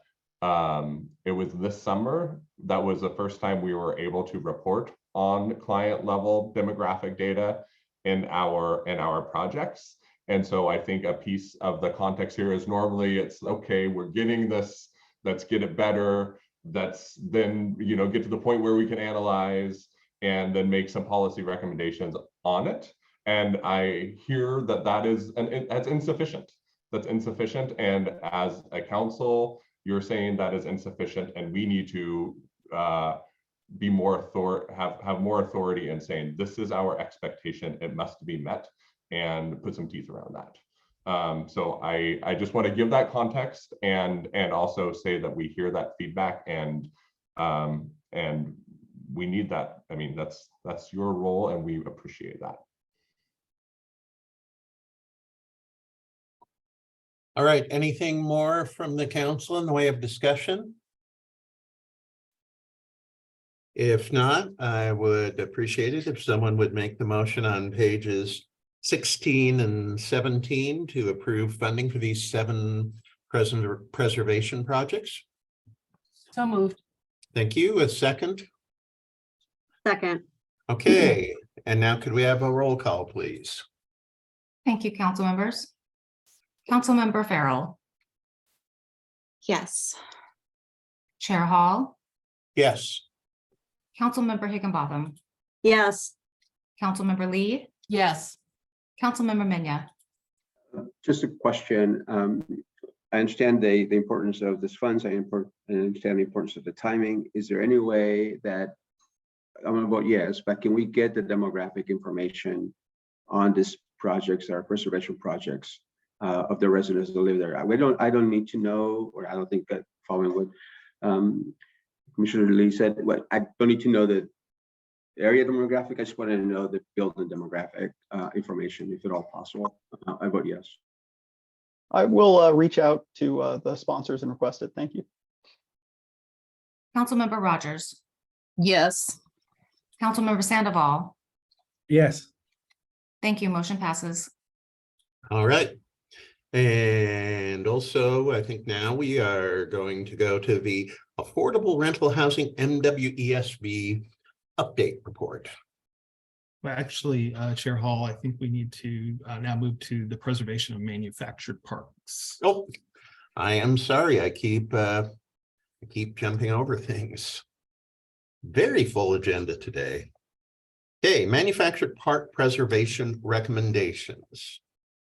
Thank you, Chair Hall and council members, for our preservation park information. I'm going to turn this over to Program Analyst Ed Brown and State Development Resources Manager Amy Cole. Good morning, Housing Stability Council, Chair Hall and Deputy Director Yant. I'm Edward Brown. I'm a program analyst with the Affordable Rental Housing Division. With that, let me go ahead and set up my slides here. Here we go. Today I'm presenting 2 park preservation deals, Filbert Grove Cooperative and Cedar Glen Estates Cooperative. CASA of Oregon is the consultant on both of these co-ops, and Network for Oregon Affordable Housing is providing each of these parks bridge financing to buy time to secure permanent financing. Starting with Filbert Grove. Filbert Grove is requesting $8,072,683 as a grant to preserve 82 park rental spaces as affordable to a 55 and over population. This park is meeting equity and racial justice goals that which set out. The park is located in Springfield, Oregon. The previous owner had filed to rezone the park to allow for the construction of a hotel. Upon filing the request to rezone, the park owner had received a number of unsolicited purchase offers that made this very imminent critical need. The park residents formed a co-op and are now requesting grant assistance from the park preservation program. Cedar Glen Estates, it's located in Welches, Oregon, just on the foothills of Mount Hood, is requesting $4,020,000 to preserve 51 park rental spaces as affordable to their rural community. This park is also meeting equity and racial justice goals. With that, if the council would like more detail on either of these parks, there's more detail in the packet, and also I'd be happy to answer any questions or discuss either of these parks in greater detail before the council considers the motion for funding. Questions, input from the council? Councilmember Mania.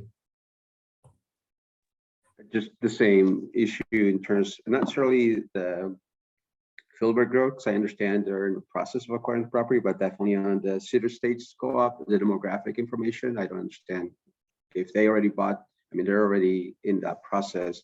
We should be able to have demographic information. And so understanding their commitment to diversity, equity, and inclusion, either it's, and drafting a plan, I think is great. But it'd be good to know who lives in those, currently lives on those mobile home parks. Anything else from the council? All right, I would appreciate it if somebody would be willing to make the motions on page 29 of the packet for, well, and they're also on your screen for approving preservation funding for these two manufactured home parks. So moved. A second? Second. Okay, a roll call, please. Councilmember Farrell, Yes. Chair Hall, Yes. Councilmember Higginbotham, Yes. Councilmember Lee, Yes. Councilmember Minna, Yes. Councilmember Rogers, Yes. Councilmember Sandoval. Yes. Thank you. Motion passes. Okay. Affordable rental housing MWESB request. I figure if I say it enough times, one time, it's really going to be the time, and I think it's here. Chair Hall, actually, our next item would be our Lyft rental metro Oh my project God. recommendations. I don't know what it is that I'm trying to just move through things, but yes, Lyft. Great. Okay, who's gonna present this? Yes, thank you, Chair Hall and Council. Also, for our Lyft metro project recommendations, I'll turn it over to Becky Isom and Amy Cole. Good morning, Housing Council, Chair Hall, and Executive or Assistant Deputy Director Yant. Wow, I had all this time to get that right and I didn't do it. Wow. For the record, I am Becky Isom, Senior Program Analyst in the Affordable Rental Housing State Resources Development section. As a reminder, in May of 2022, Council approved an updated allocation strategy that allowed OHCS to sub-allocate a portion of our LIFT funding for 2023 directly to Metro, the regional governing body for Clackamas, Multnomah, and Washington counties, in order to pair with their Metro housing bond so that we could reduce the constraint on private activity bonds. Metro sub-allocated these LIFT funds to 3 different jurisdictions: Clackamas County, the City of Hillsborough, and Portland Housing Bureau. Each jurisdiction sent in their recommendations to OHCS in January, and today I am bringing the 3 projects before Council for approval, with the understanding that the additional funds that we allocated to Metro at the January 2023 Housing Council have not been allocated yet. In other words, you're going to be seeing me coming back with additional projects in the upcoming months. Also, one of the projects listed in your memo, Gleason Family, was already approved by Council earlier today. And as a reminder, that one is expecting to start construction in March of 2023.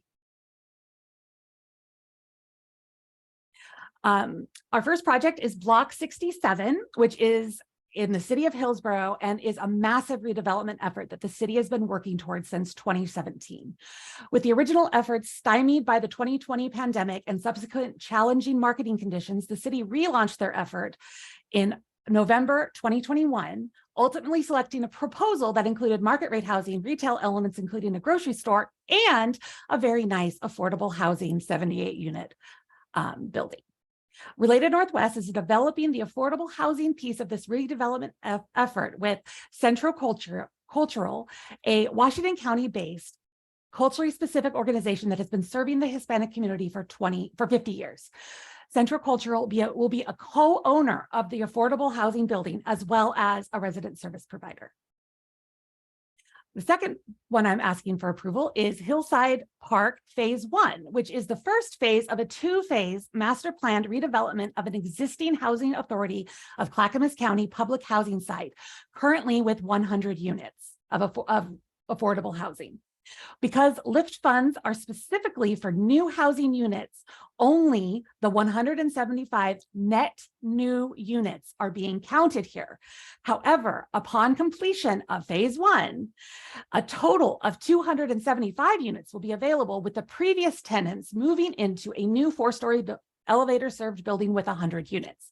The net new units will be located in 2 4-story elevator-served buildings, allowing the Housing Authority to both preserve and increase housing in a rapidly growing part of Milwaukee.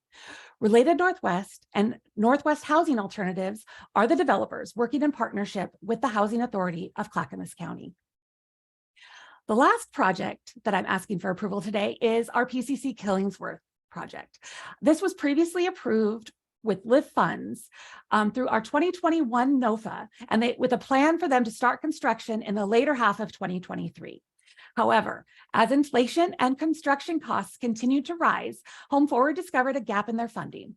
Portland Housing Bureau has recommended an increase of $2.88 million to their existing LIFT award, bringing their total LIFT award to $9,930,000. Home Forward is partnering with the Native American Youth and Family Center, aka NAYA, providing them with commercial space on the first floor that will be leased to them for no extra charge for use as early education classrooms and a business incubator space. They're also having a number of units for their family reunification program as well that they'll be subleasing. Otherwise, if I'm happy to answer any questions, and otherwise I ask that you consider the motion on page 35 of your packet.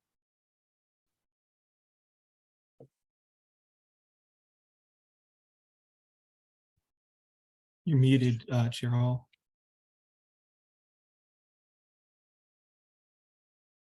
Chair Hall, I think you're muted. I'm sorry, I was muted. My apologies. So are there questions or comments from the council on these 3 LIFT projects?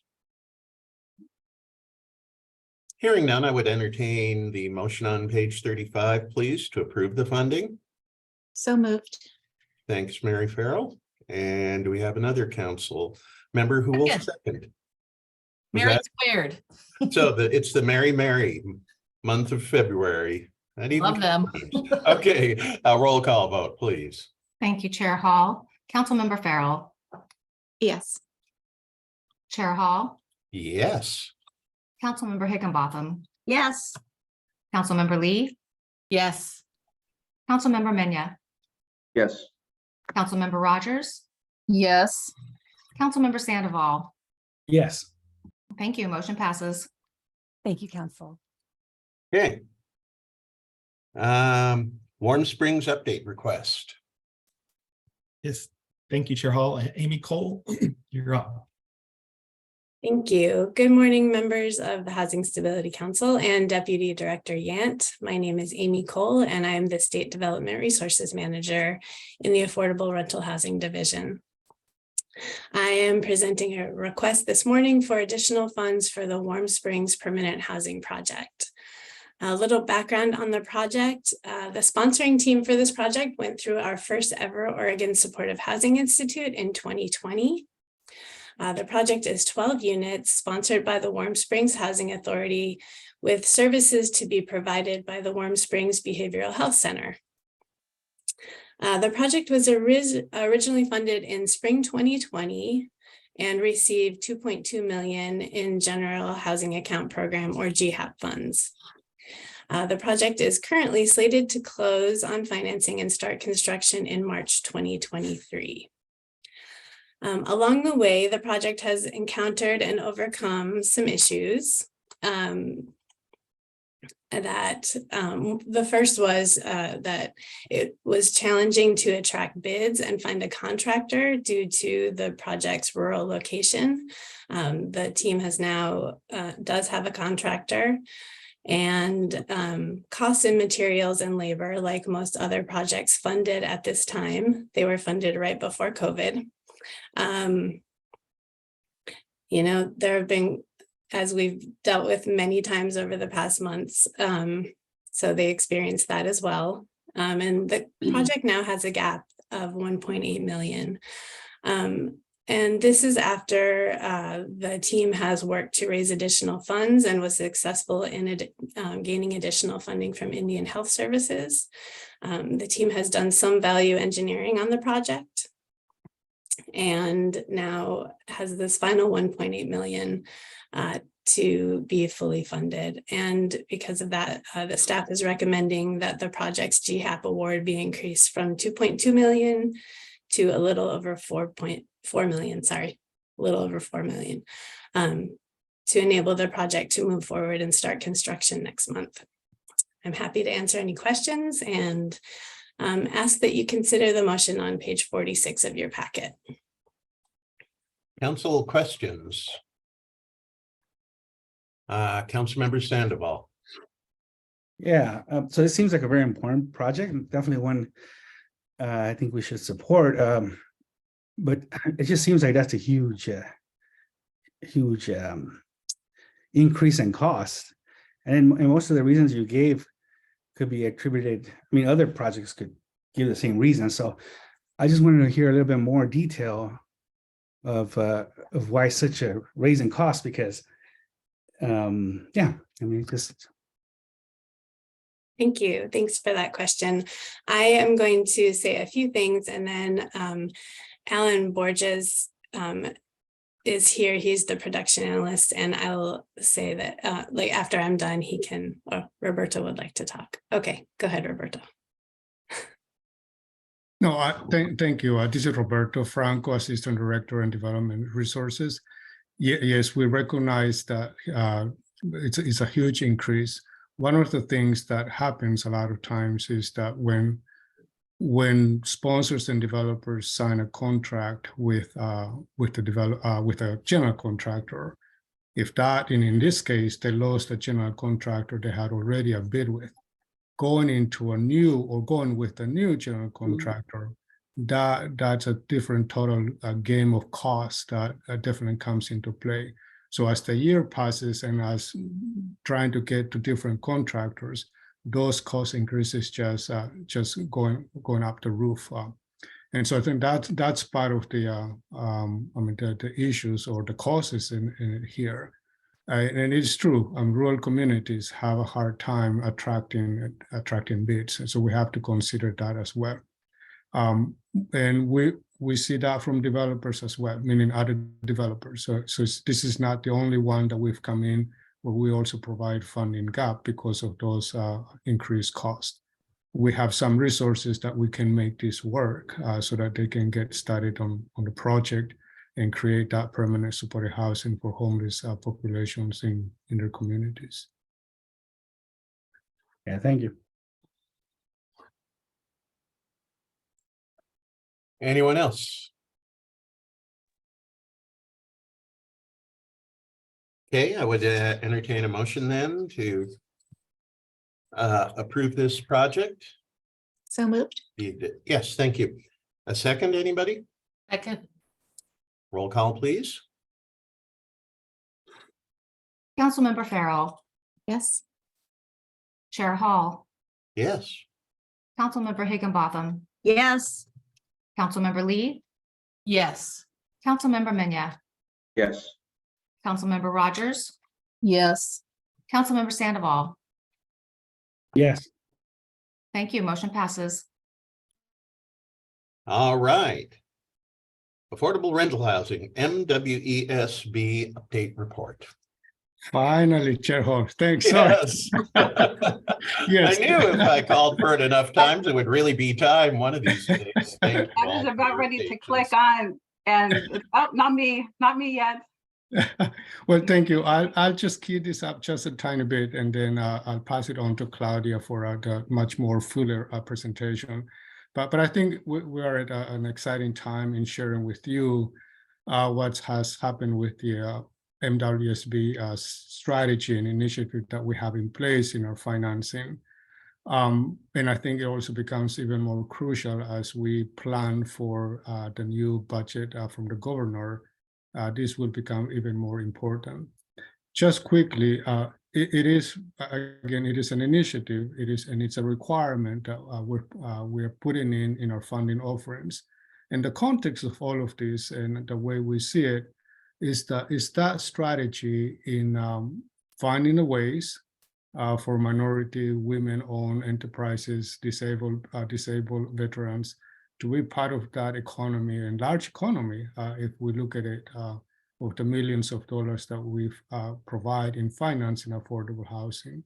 So trying to find the strategies that these trades and these small business owned trades that are part of that economy. So I think Claudia has some great results to share with you that we also expanded quite a bit on the memo that you have. So what we're sharing with you again is really just a status update of what we're getting and what we're seeing with what we put in place about a couple of years ago. And we have a full year now with 2022 of data that we can share with you. So with that, I'll just pass it on to Claudia. Gracias, Roberto. Buenos dias, good morning, Chair Hall, council members, Deputy Director Yant. For the record, my name is Claudia Cantu and I use she, her, ella pronouns. I'm the MWSB Program Analyst for the Affordable Rental Housing Division. And since I started this position in July of 2022, a lot of the work has been spent on collecting and entering data, as well as creating a tracker in which to collect information that I will be sharing with you all today. I'm so happy to be here today and be able to report out on MWSB data collected for 2022. The next slide. This first slide is to show that last year, OHCS monitored a total of 95 projects. 70 projects are still under construction and reporting on a quarterly basis, and 25 projects have already completed construction and are done reporting. Before going into the next slides, I wanted to provide a bit of history and background on the quarterly reports. First, as Roberto said, MWSB initiative began in 2019 when Oregon Housing and Community Services implemented and adopted its MWSB initiative. In 2020, OHCS contracted with Advanced Technology, who prepared a report which provided the foundation of the MWSB initiative. This is where our region goals currently came from. And in 2021, officially, we began monitoring on a quarterly basis MWSB participation on all projects that received funding for 2021. When it comes down to the quarterly reports, there's three types of reporting on each project. The first is at finance closing. An initial quarterly report is due along with signed acknowledgement forms by both sponsor and general contractor. Second, throughout the construction, quarterly reports are due at the end of each calendar quarter. And lastly, when the project is completed, a final report is due. And thanks to these reports is how we can obtain the data needed to report out. Next slide, please. So this slide will focus on the 25 projects that have completed construction. And a few things I wanted to highlight here is the total construction for all 25 projects totaled $314,901,387, of which $72,124,941, or 23%, were MWSB awards. Regions 2 and 3 and 4 and 5 will show a higher non-COVID numbers, and this is due to the limited number of certified firms in the rural areas. When looking at the race breakdown, in addition to white, Hispanics are second, followed by African American. Next slide. Now, if we look at the 70 projects that are still under construction right now, a few things to highlight there is that these numbers represent the last quarter numbers, which ended on December 31st. So as of December 31st, the total construction for the 70 projects totaled $1,412,561,466, of which $354,093,997, or 25%, were MWSB awards. Again, regions 2 and 3 and 4 and 5 are showing higher non-COVID numbers. And this time, when we look at the race breakdown, in addition to white, Hispanics are second, followed by African American and Asian. Next slide. So what have we learned? I feel like we've learned a lot and there's still more to learn. And in your package, you'll find a longer list, but I wanted to mention a couple things. One is that when we look at the OHCS tracking system and reporting, OHCS collects data on a quarterly basis, while Metro, who has aligned their MWSB reporting form with OHCS's, collects MWSB reports at construction completion. Another item is that on other funding requirements, When we take a look at Metro, Portland Housing Bureau, a professional business development group who only track COVID versus OHCS tracking both COVID and non-COVID, one thing to note is that if OHCS was to only allow COVID, our projects would have a difficult time meeting our MWSB region goals. And so as to next steps, we know there's still a lot of work ahead of us. What I presented today is the first step in seeing what a year's worth of data tells us to know how to begin moving forward. I'm happy to share that we have established a working group who will help not only in looking over our MWSB materials and see where improvements are needed, but through the MWSB initiative, broaden OHCS's efforts on equity and racial justice. This working group includes representatives from the Malheur County Housing Authority, Latino Build, National Association of Minority Contractors, the Winaha Group, and council members from the VAN. This group held its first meeting yesterday, and let me tell you, it was a very interactive meeting with lots of good feedback. And of course, we'll continue to collect data and work to make it easier to compile and create regular reports, and continue to collaborate with Business Oregon in their efforts of COVID certification.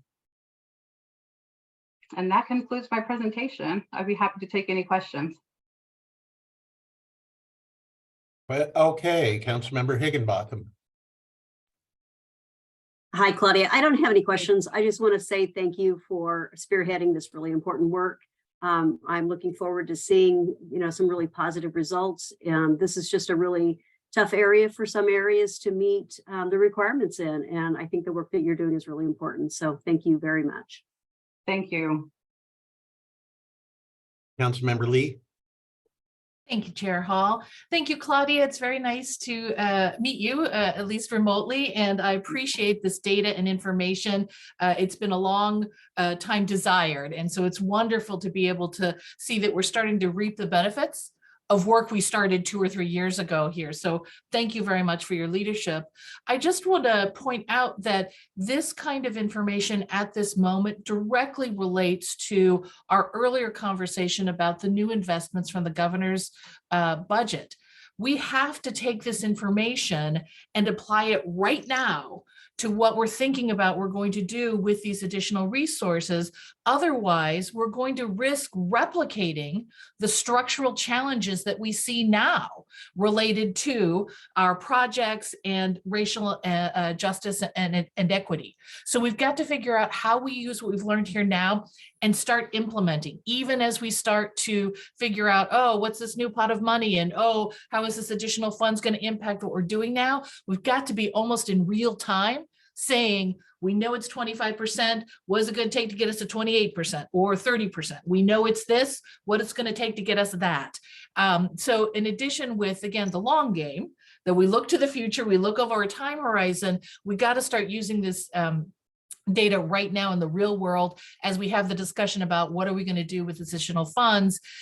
Because I'm just going to say it again, if we don't, we're going to replicate what we have now. And we've had so many discussions about where we are at now is not where we want to be in relationship to racial justice and equity. So thank you, Claudia. I'm very excited about this. And I want to see us talking about exactly what this data says and exactly how it's going to inform our program planning and development with the new funds coming from the governor's office. Thank you. Great. Thank you. Councilmember Sandoval.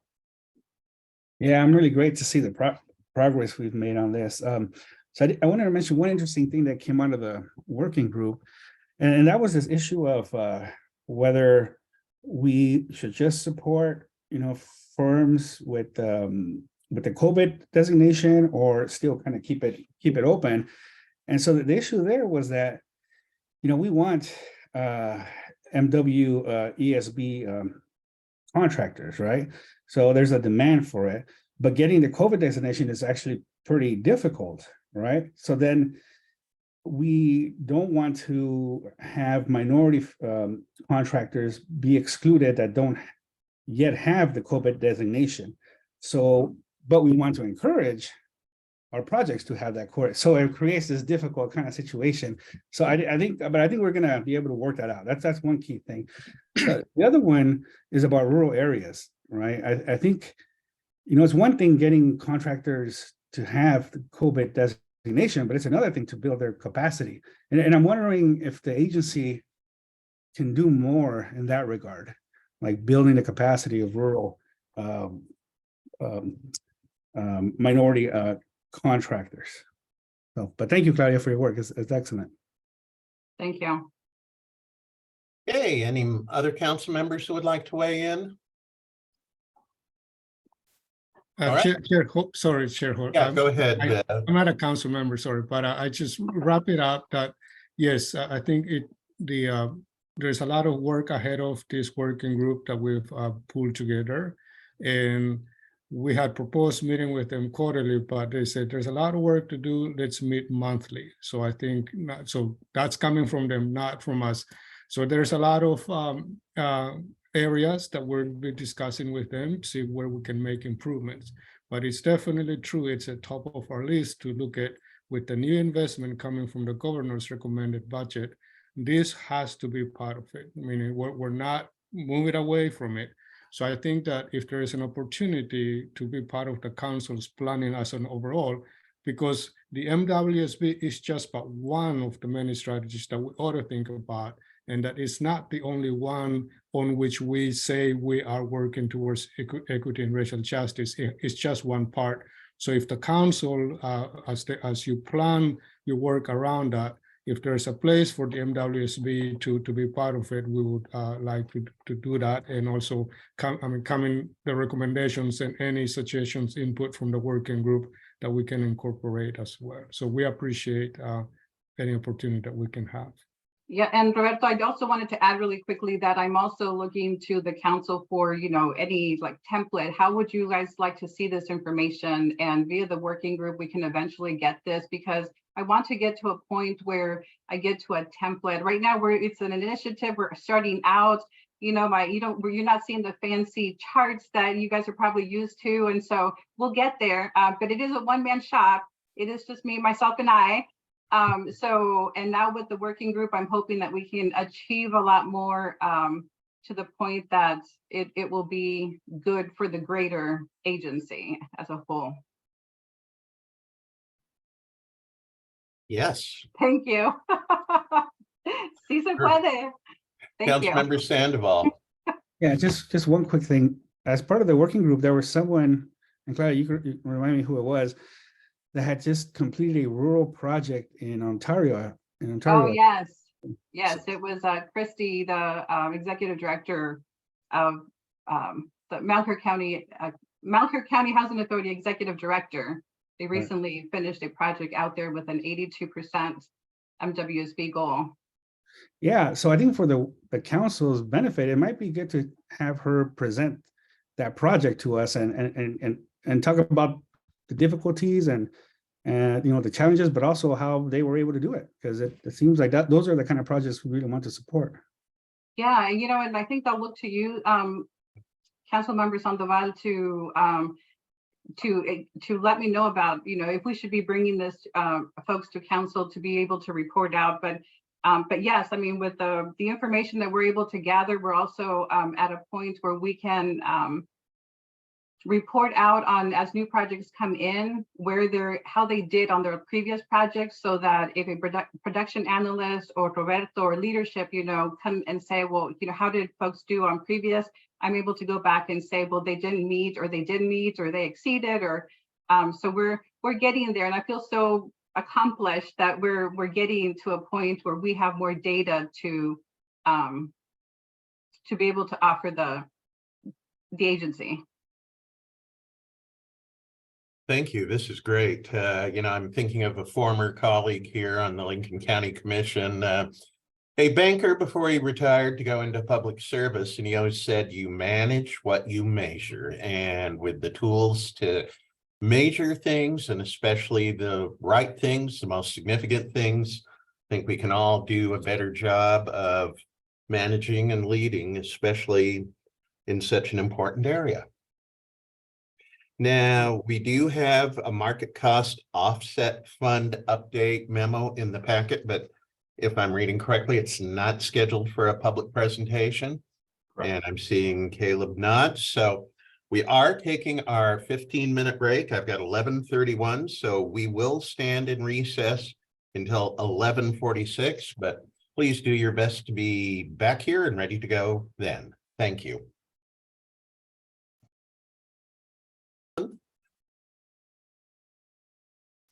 And we'll pick up where we left off before our break with the presentation of the Homeownership Division. Good morning, Chair Hall, Deputy Director Yant, and council members. For the record, I'm Emma Shea Perfecto, Director of the Homeownership Department. First up, for rules, we have JC Davis, and so she'll present rules for our Flex Lending Program. Thank you, JC. Thank you, Director Perfecto. I'm going to go ahead and share my screen real quick. Can everybody hear me all right? Outstanding. I think we are still saying good morning, so I will start with that. Chair Hall, council members, Director Bell, and all in virtual attendance. As Director Perfecto mentioned, my name is JC Davis, and I use a she, her pronoun. And I'm the Oregon Administrative, the OHCS Administrative Rule and Legislative Coordinator here at the department. And I'm here by the director of our homeownership lending, Mr. Scott Shaw, as our subject matter expert as well. And I'm here to talk about our flex lending rules. Let's see if I can get this thing to work. All right. So the Flex Lending Program provides mortgage loans as well as down payment assistance, otherwise known as DPA, for low and medium income homeowners. Now, there are 45 states that their housing finance agencies offer a TBA, or a to be announced lending program, to expand access to mortgages. Oregon is only one of a handful of these HFAs that do not offer a TBA program. So we're very excited to finally be able to leverage this tool to foster more home ownership opportunities here in Oregon. We've been preparing for this launch over the past couple of years. There's a complex program, which is why we have Scott Shaw here to answer any of your programmatic questions, of course. And it has involved a lot of oversight by the Department of Justice, the Treasury, of course, all of our experts here at OHCS, contracting with outside parties for our master servicer and TBA providers. Essentially, all components of this program have been vetted with our lending partners in this program as well. And we really have been focusing on the program documents over the last few months to include our administrative rules and program manual. And in our posted packet, you'll find all of that information. Let's talk about our rules. In order to get these rules in place, we did convene a Rules Advisory Committee, or a RAC. And this was back in August of last year, 2022. And the RAC consisted of many representatives of this impacted community, to include members of our CBOs, or our community-based organizations. We did have participation within the legislature as well, both on the House and the Senate side. We had Mortgage Bankers Association, as well as the lending community present, as well as a lot of other folks that we were able to invite that have been involved in that bond and our own bond mortgage loan program. And the RAC members, they had the opportunity to provide written comments. So we held a 90-minute virtual meeting with them to walk through the Flex Lending Program, the proposed rules, and then they were allotted extra time to digest all of this and provide written comments also. So all of that feedback was incorporated into a final draft version where some of the updates that we would received to support the rules were more about the information and guidelines around the DPA products, but we were able to update our rule language to reflect that feedback. So pending any questions that you all may have, I would like to request a motion for approval for adopting new rules for the Flex Lending Program. And the motion is listed on page 59 of your packet today. So moved.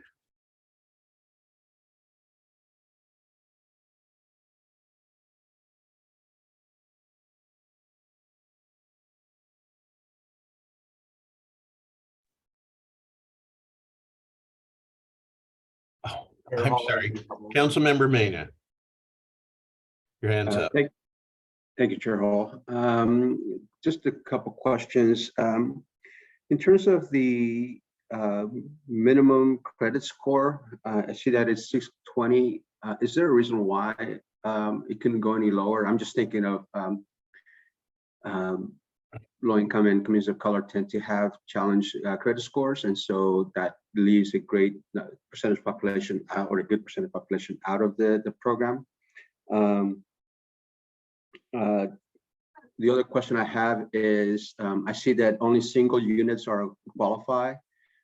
Why not a duplex? Again, that's an opportunity where wealth building can be created. I understand about triplex and fourplex for sure, but at least a duplex where there's an opportunity there. The other question is in terms of, I understand it is a required owner occupancy, which is great. How do you verify if it's owner occupied or not? And is there a compliance that is followed after the loan is done to ensure that that's the case? One of the requirements or one of the repayment requirements was if they refinanced. I would like, sometimes if there's a better term for a homeowner, they're able to refinance and not change anything else. I think that this should be looked at. I think that being able to refinance should be an option so that they don't have to. Sometimes they don't have enough equity to be able to pay off the loan that they have. So I think that's something that should be looked at. And those were my questions. Thank you. Chair Hall and Councilmember Mena, thank you for your questions.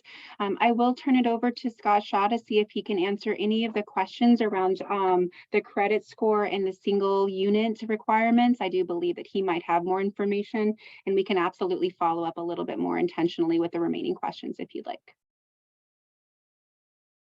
Hey, Good morning. Yeah, oh, sorry. no, I go apologize, ahead. Chair Hall. Go ahead, please. Chair Hall, Councilmember Mena, I just want to say Scott Shaw for the record, sorry, Assistant Director of Homeownership Planning. These are great questions. They really are. Going below 620, I'm going to take these in order because there's 4 questions as I'm seeing them right here. Going below 620, it's something that I think that we should probably entertain. But what we also want to do is we want to make sure we're complementing our other programs like our bond program. And so what we need to do is we need to get the program rolling and start looking at what is out there, what is available, and what the performance is. And I think that's something that we should definitely consider. As to units, affordability is a pretty big issue in Oregon.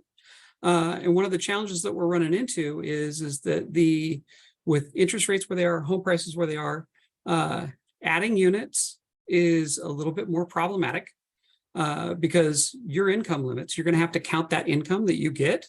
And those prices for those homes are substantially larger. At this point, there is no waiver available for the income you're getting in rental income. We definitely are excited about expanding into something like homes that have ADUs, things like that. So I'll tell you right now that is on the list of things to be looking at as we grow and we expand. That is for certain. For the owner occupancy requirements, it used to be because you had asked how you check for owner occupancy requirements. And it used to be a spot check, to be quite honest with you, and they'd get lucky. The amount of electronic data that is available, that is, so the servicer that services this loan, which in our case, Idaho Housing will be what we call our master servicer. They will service all of the loans that are produced through this program on Oregon's behalf. And one of the things that servicers do now is that they have a really good monitoring system to know whether somebody's moved or not. So that answers that question. And the last one has to do with refinances and do what we call in the mortgage business subordinating. We would love to subordinate from an administrative standpoint, monitoring that and maintaining that and the costs involved with that weren't something that we thought was responsible fiscally to set up initially, but it is something we will be looking at going forward for certain. So I hope that answers your questions. This is Emma Shea Perfecto. I just wanted to jump in real quick. So we are trying to get the base program out. We have a lot of ideas. I want to, one of the conversations, because I've had lots of conversations around duplexes. So I want to assure you that I'm looking at that.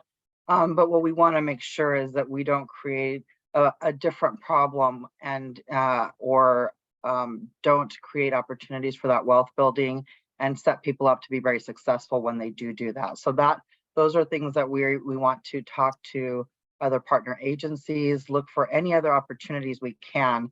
Like Scott said, we've been talking about duplexes for some time because I think about expanded families as well. So, or people that have, second generations or elderly folks living with them, they could use a duplex. That would be an ideal situation.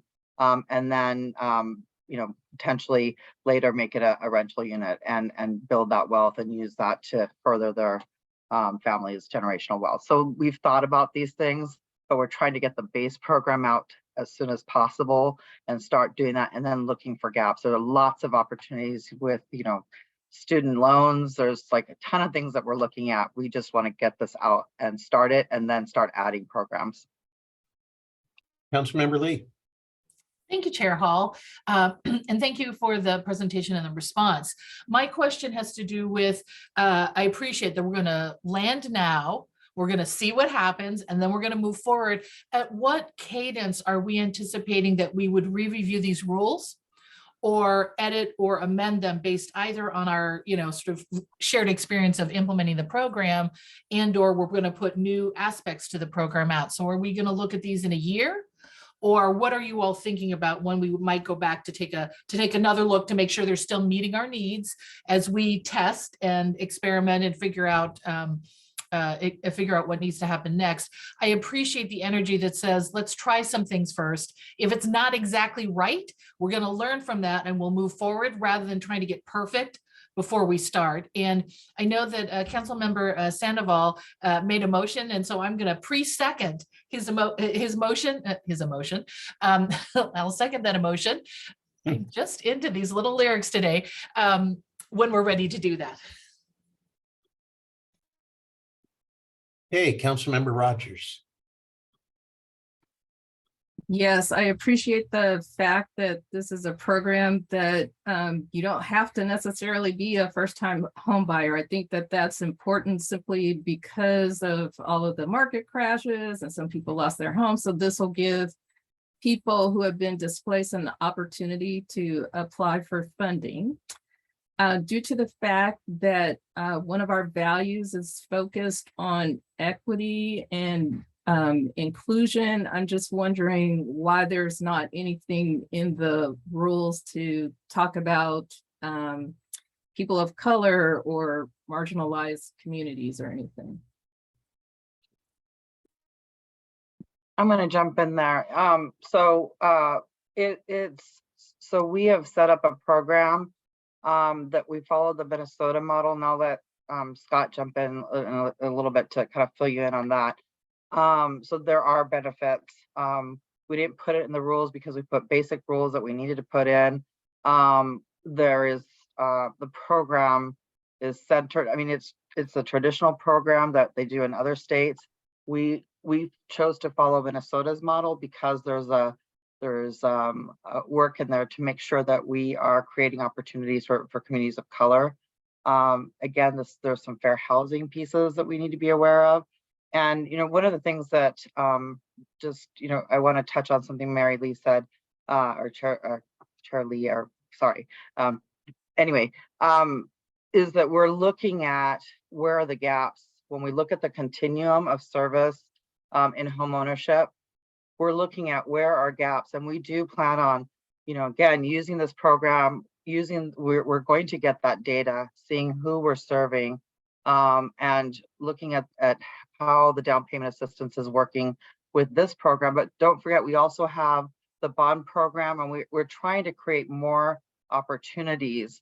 And the idea is that this isn't just a one size fits all, and you got to fit in this box. There are other, there's the other program, the bond program, but then we'll start filling in and going, okay, we're not hitting this measure, so we're going to create this program. and try to work around some of those fair housing issues. Scott, can you talk about the Minnesota model real quick, please? Yeah, okay, so the Minnesota model, and Councilmember Rogers, pleasure to meet you. So the Minnesota model, what they did is that they went back and looked at their data. In fact, one of the things that we're doing as we're setting up this program is we are capturing as much demographic data as we possibly can, and then some things that would seem relatively random to most other people. When we're working within our fair lending laws, we run into the constraints that we can't call out specific protected classes. So what Minnesota did is that they actually said, okay, let's look at our data, and they've kept a long line of data that said, okay, what parameters, what attributes of a loan, without picking out somebody's demographic information, is likely to hit the demographics we're looking for. And so in that, we went back to our research group. We asked them to look at the data that we've got and compare it to what Minnesota is pulling. And we actually chose to adopt their model. And basically what they're looking for is your front end debt ratio over 28%. And that's really a fancy way of saying is your house payment almost a third of what your gross income is. Are you a sole head of household, i.e. a single parent? And so there are, and there is a list. I've got a form we can hand to you later that is freely available to the public. But basically, if you hit enough of those ticks, you are likely to hit communities of color. And they've got about a 40% penetration rate, if I remember right. It might be 34 or something like that. But my point being is that we do have something to address that. And I appreciate the question. Thank you. Thanks for that answer. I may have missed it, but is there something within the rules that talk about the demographics that need to be collected? Councilmember Rogers, I do have a slide with some additional information that I can share currently, but there is some information also specified in the operational program manual there with our initiatives and goals stated. I also wanted to suggest that it is part of our rulemaking process that when we adopt brand new rules, that we should probably be evaluating them within 6 months. Are they working? Are there any hurdles with delivery? Are there communities that are indirectly and negatively impacted? And I know that Scott Shaw and I have also been working on a plan to really look at another revision of these rules with incorporated additions and modifications within a 12 to 18 month timeline from the point we're able to launch this program. So just know that that is absolutely part of our plan next month. And if it's okay, Councilmember Rogers, I'm just going to forward into another slide that focuses on the demographics currently, because that is absolutely a very important piece of information that we hope will inform that next rule filing next year. Thank you. Absolutely. All right, here are those focused demographics to really focus on the racial disparities that are focused within Oregon's homeownership opportunities. And I'm not sure if, Scott, if you can mention anything else on this slide that you think that should be pulled out, but I'm happy to share this information after this as well. I think what I'd like to say about this is that we work really closely with our Department of Justice. We work closely with Minnesota to collaborate to create something that we thought would work really, really well. One of the features of this focused demographics, and if somebody elects to apply and does meet the criteria of that, is that instead of getting a 4% DPA, you're getting a 5% DPA, and the repayment terms or forgiveness terms, depending on what the borrower's AMI is, it's basically more favorable. It gets forgiven faster, or you have a little bit less monthly payment. So. And that's what we wanted to focus on so we really were looking at this. In fact, there is the criteria for our focused demographic DPA and our standard DPA. So thank you. Councilmember Mena. Sorry, just one more question. First of all, comment. I think this is a great program. I think you have done an amazing job in trying to get to the target in a way that's allowable. I love the breakdown of the incomes and the silent second and mortgage second as well. And I hope and I believe this will be a very successful program. And I really appreciate the look back in about 6 months to a year to see the success and where we can make improvements. One question I had was approved lender. There in the definitions, it said that there will be an ability for the approved lender to apply. There would be a solicitation for approved lenders. Is that correct? What is an approved lender? I couldn't get as to what that was. My main concern, I think Scott and I talked about this a while ago, is that if it's just limited to big banks, we're not getting to the equity component because many communities of color do not go to the big banks, and so wanted to know how does a lender, whether it's wholesaler or retail lender, qualify for the program. So I'm going to jump in before Scott says something.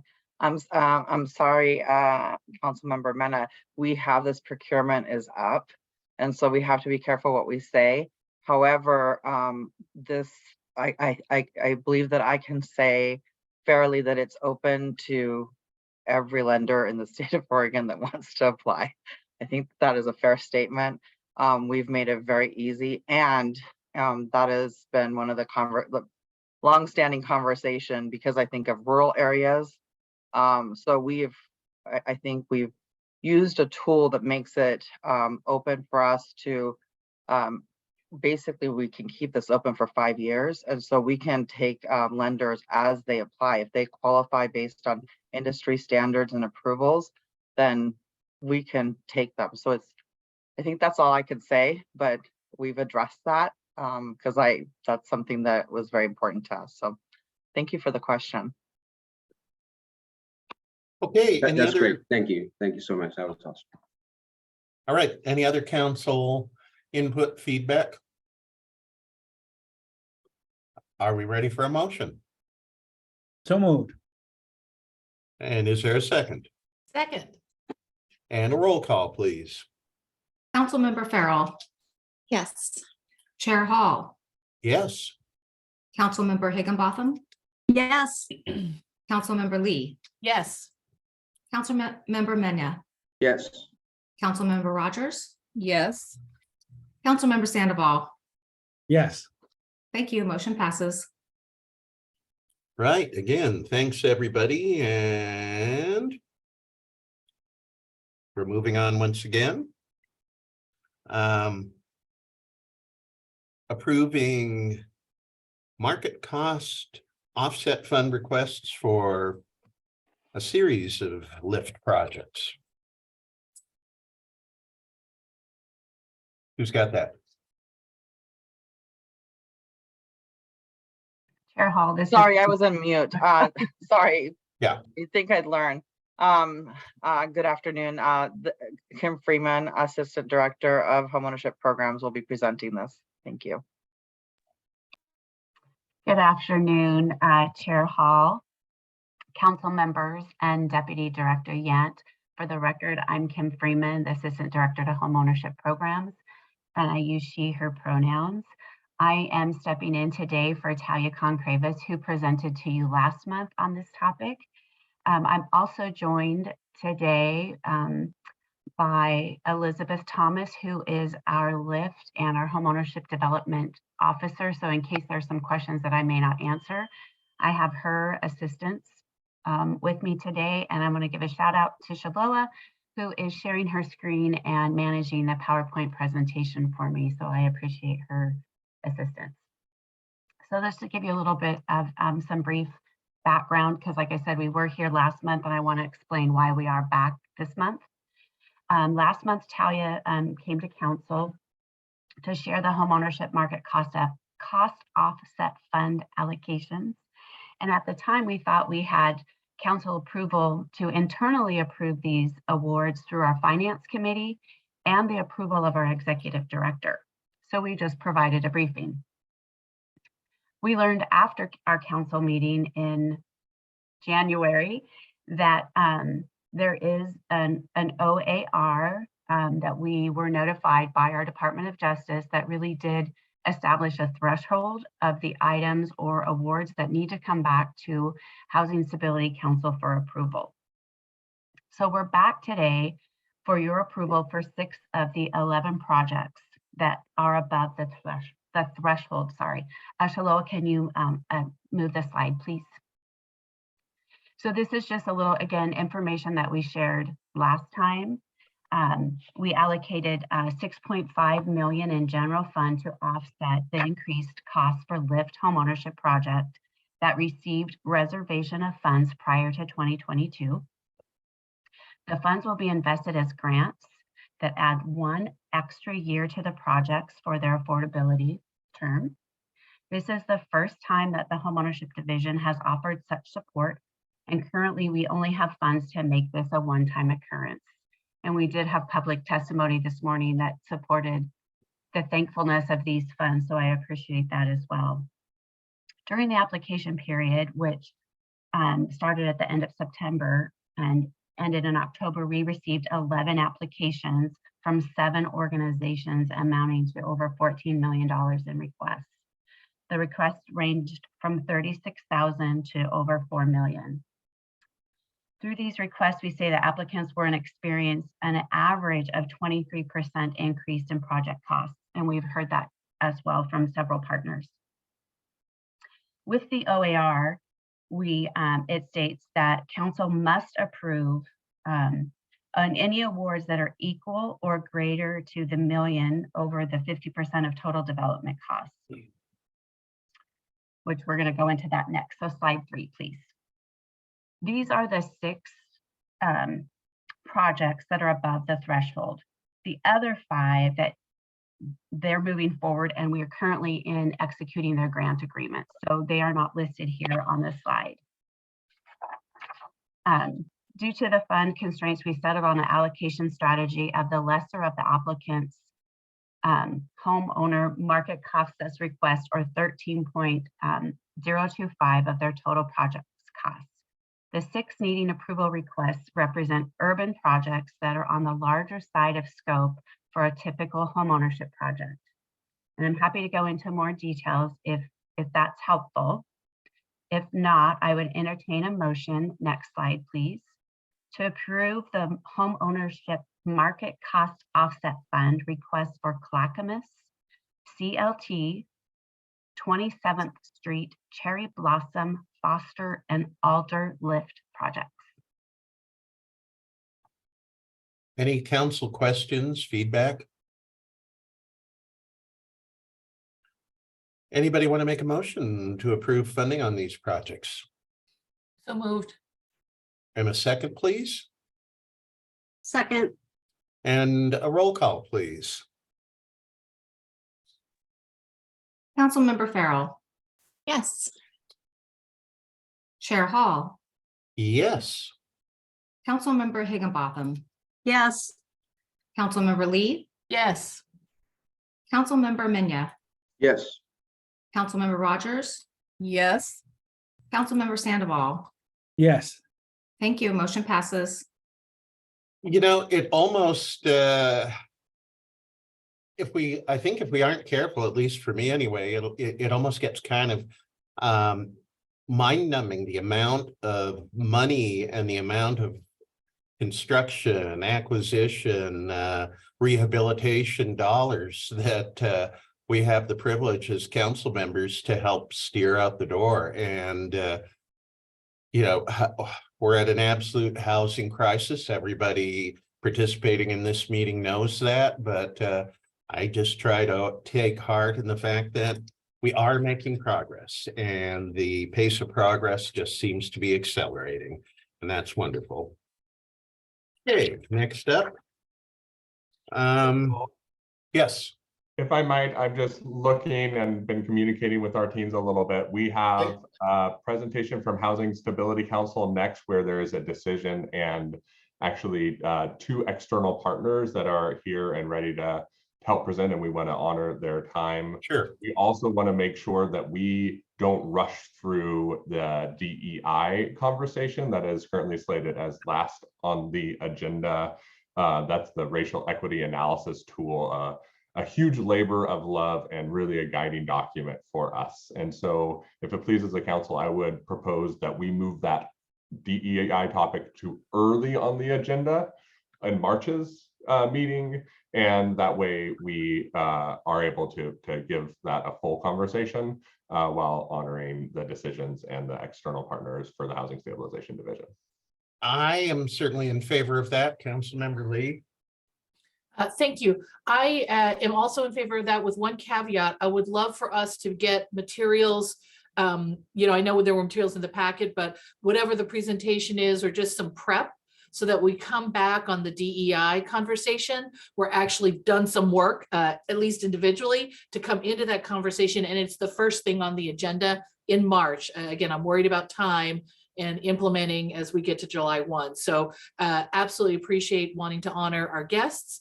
And I want some work between February and March so that we can get prepped and really dig in. Thank you. Absolutely.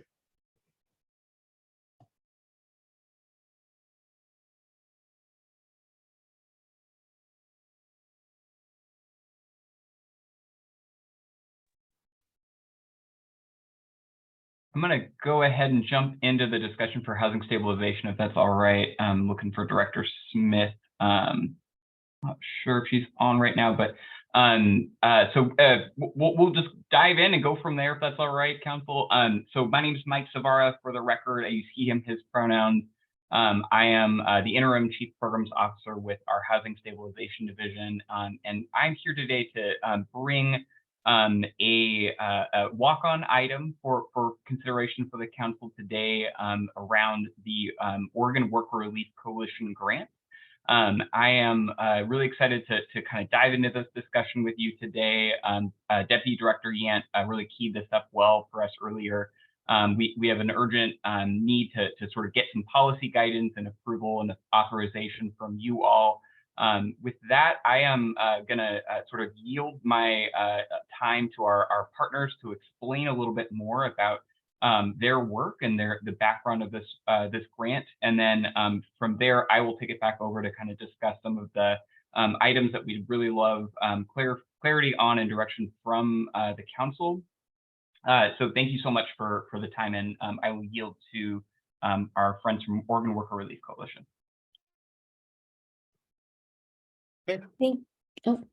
Thank you, Mike. Good afternoon, Chair Hall, Deputy Director Yant, and members of the Housing Stability Council.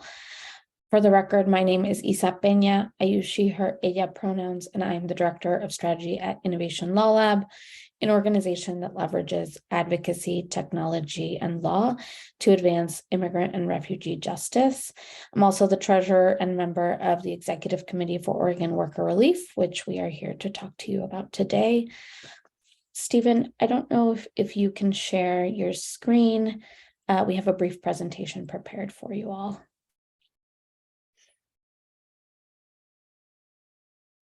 Can I confirm you're looking at Oregon Worker Relief and not my email? All good. Okay. Yes. Okay. Awesome. As I mentioned, we are a part of Oregon Worker Relief. I'm accompanied by Stephen Manning and Siadam Edmo, both board and executive committee members of Oregon Worker Relief, and Tess Helgren, who is the Deputy Director of Innovation Law Lab and member of our Home Fund Design team. Thank you so much for giving us the opportunity to share with you all today. But before I begin to talk more about Oregon Worker Relief and the work that we have been doing, I wanted to share with you all the story of Maida before the pandemic. Maida lived in Central Oregon, and before the pandemic, she was making it work. But when COVID hit, the motel where she worked shut down, the schools of her kids shut down, and her system of support collapsed. When you live on the edge, one thing goes wrong, then everything goes wrong. And our immigrant community in Oregon was on the edge, and Maida's story is just one of many that we heard as the pandemic exacerbated the true inequities that our immigrant and refugee communities were facing. As the pandemic progressed, immigrant and refugee serving organizations like Latino Network, PECUN, APANO, Causa, Adelante Mujeres, and many, many others saw an increasing need for us to take action. We saw our community lose their jobs, their livelihoods, their homes, and we were and they were unable to claim unemployment insurance and were excluded from the federal stimulus and many other forms of relief. As organizations, we got together in March of 2020 and we created the Oregon Worker Relief Coalition, a group of over 100 organizations who knew that we had to that in order for us to make a larger impact, we had to create one centralized system together. After an initial philanthropic investment from Seeding Justice to make our infrastructure, an initial investment from the Oregon Food Bank to deliver dollars to people to help them get what they need, we asked the Oregon State Legislature for an initial investment of $10 million. These $10 million created the Oregon Worker Relief Fund, a fund designed by community and for the community to provide direct cash assistance to individuals who had lost their job or wages because of the pandemic and were excluded from traditional safety nets like unemployment insurance and the federal stimulus. Over the last 2.5 years, we have created and designed 5 other funds and an entire statewide universal representation program that now Oregon Worker Relief manages. We have the Quarantine Fund, our original Oregon Worker Relief Fund, our Small Enterprise Fund, our Climate Change Fund, our Home Fund, which we're here to talk about, and Equity Corps, which is the statewide universal representation system. So our robust coalition and our system has, as I mentioned, over 100 coalition member organizations. We have over 26 total navigating organizations. We reach 35 of the 36 counties, and we have over 330 historically trained navigators, 235 of them which are currently active. And through the state investments and private and public fundraising, we have received over $185 million to date. So this is just a visual representation of how our system works. Information flows from applicants to CBOs and to subcommittee meetings, to then the executive committee for consensus on policies and priorities. Subcommittees include communications, a system integrity group, a benefits investigation, a business committee, second round payment committees, and others. Decisions that we make come from information that we learn directly from applicants, and this directly shapes all of our programming. So Oregon Worker Relief started conversations with OHCS in the winter of 2021 to design a community-driven program around eviction prevention and household stabilization.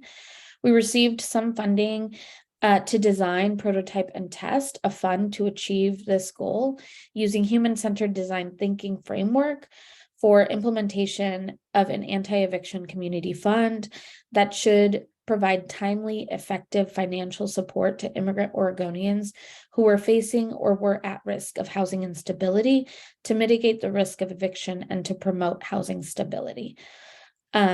So in these next couple of slides, this is just screenshots of what kind of went on in our community-driven and community design process. We created systems and programs that were really community developed, community managed, and community driven. We put people at the center using community-centered, human-centered design, and really identified what was the thing that the community needed and what was the thing that the community wanted, what were the possibilities for technology, and what requirements were needed for programmatic success, as well as feasibility and viability. The community undertook several exercises to understand from a community perspective, what was the thing we were trying to solve? What are our options for intervention and how to operationalize this so that it's not just policy on paper, but that it actually could work in practice? So after a series of community design sessions, expert interviews, legal assessments, we created the eligibility for our home fund. You had to be 18 years of age during the date of submission of your application, experiencing or at risk of experiencing housing instability, And what we defined that to mean was spend 30% or more of their income on rent and transportation, experienced a shock that impacts their ability to pay rent in the short term, have missed a rent payment within the last 6 months, or received an eviction notice or past due notice in the last 6 months.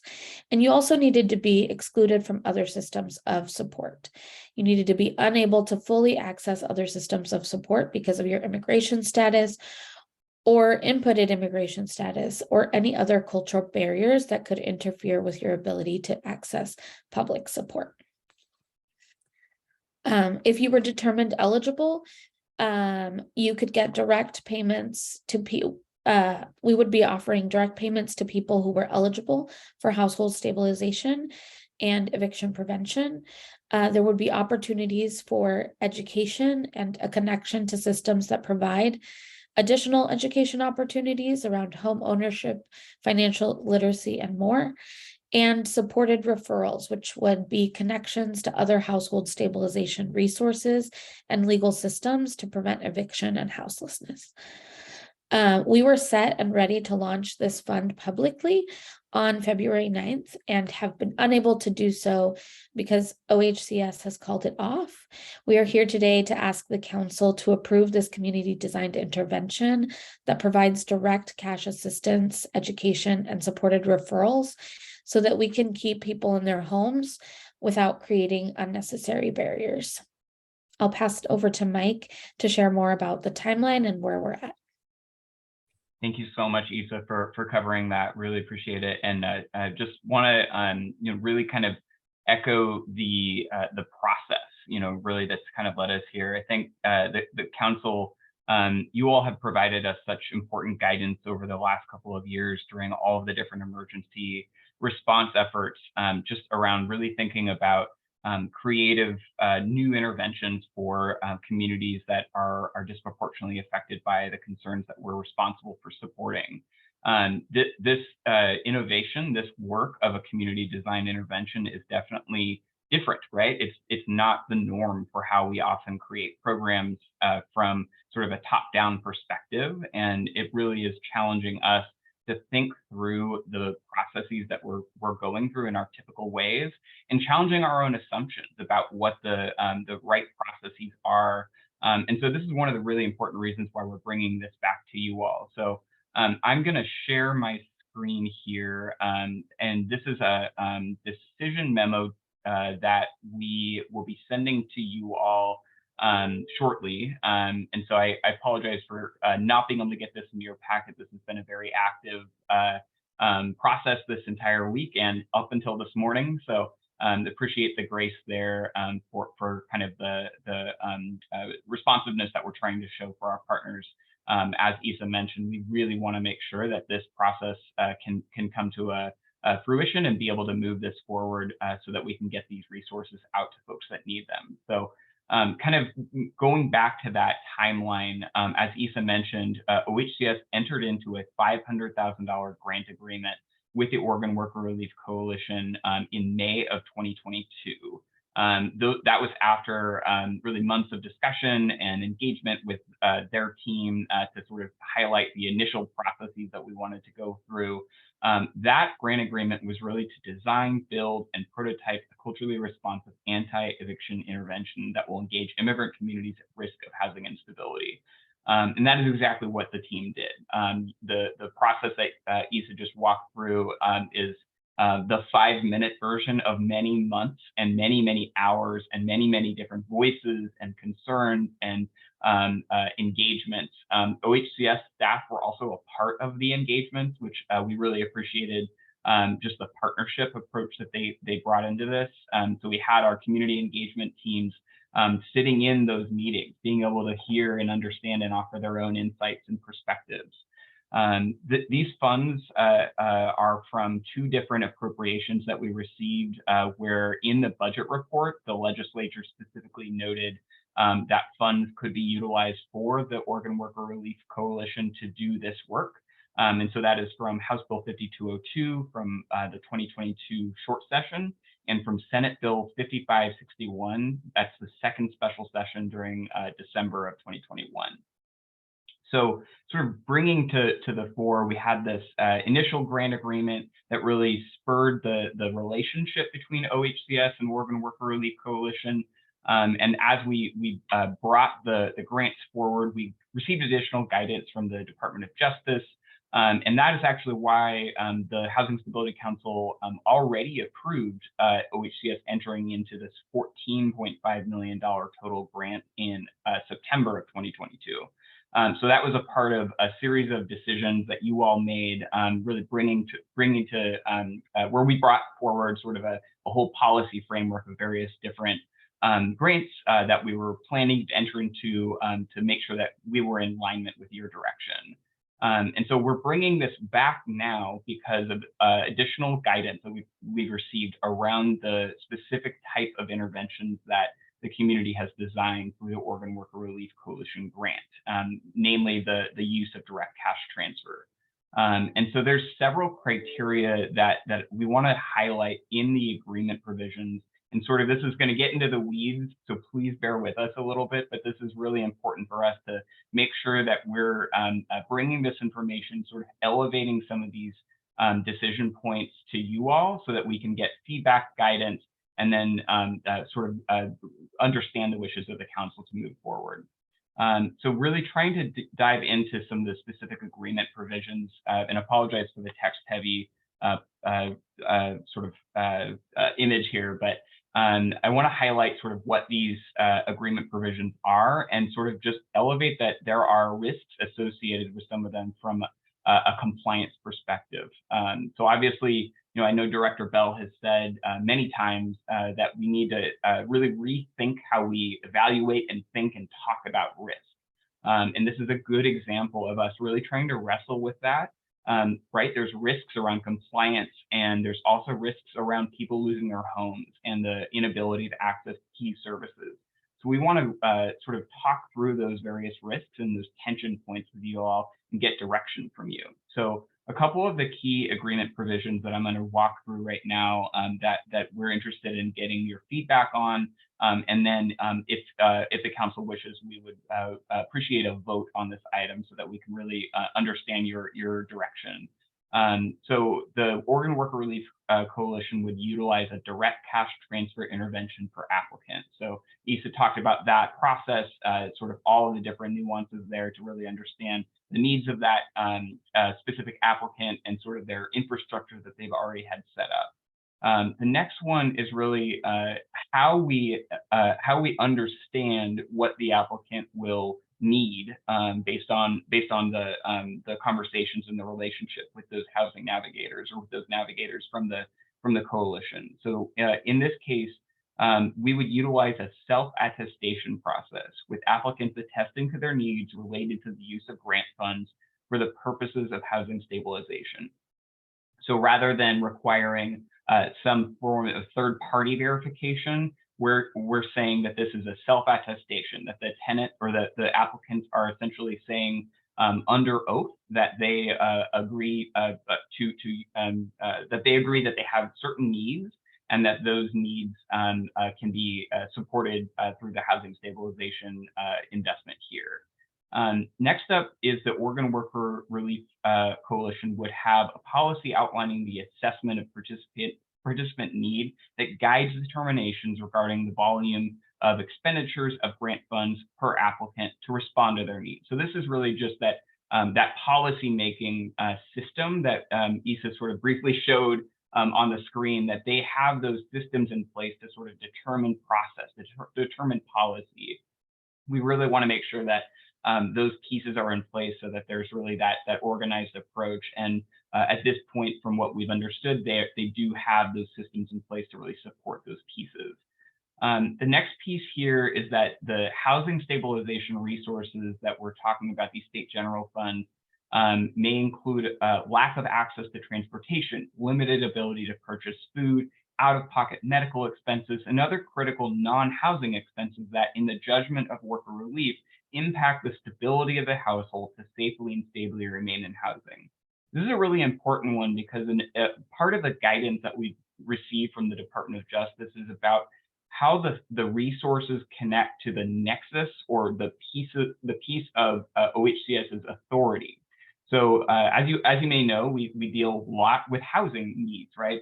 All kinds of different capital needs, as well as services like rental assistance and shelter and other kind of key components like that.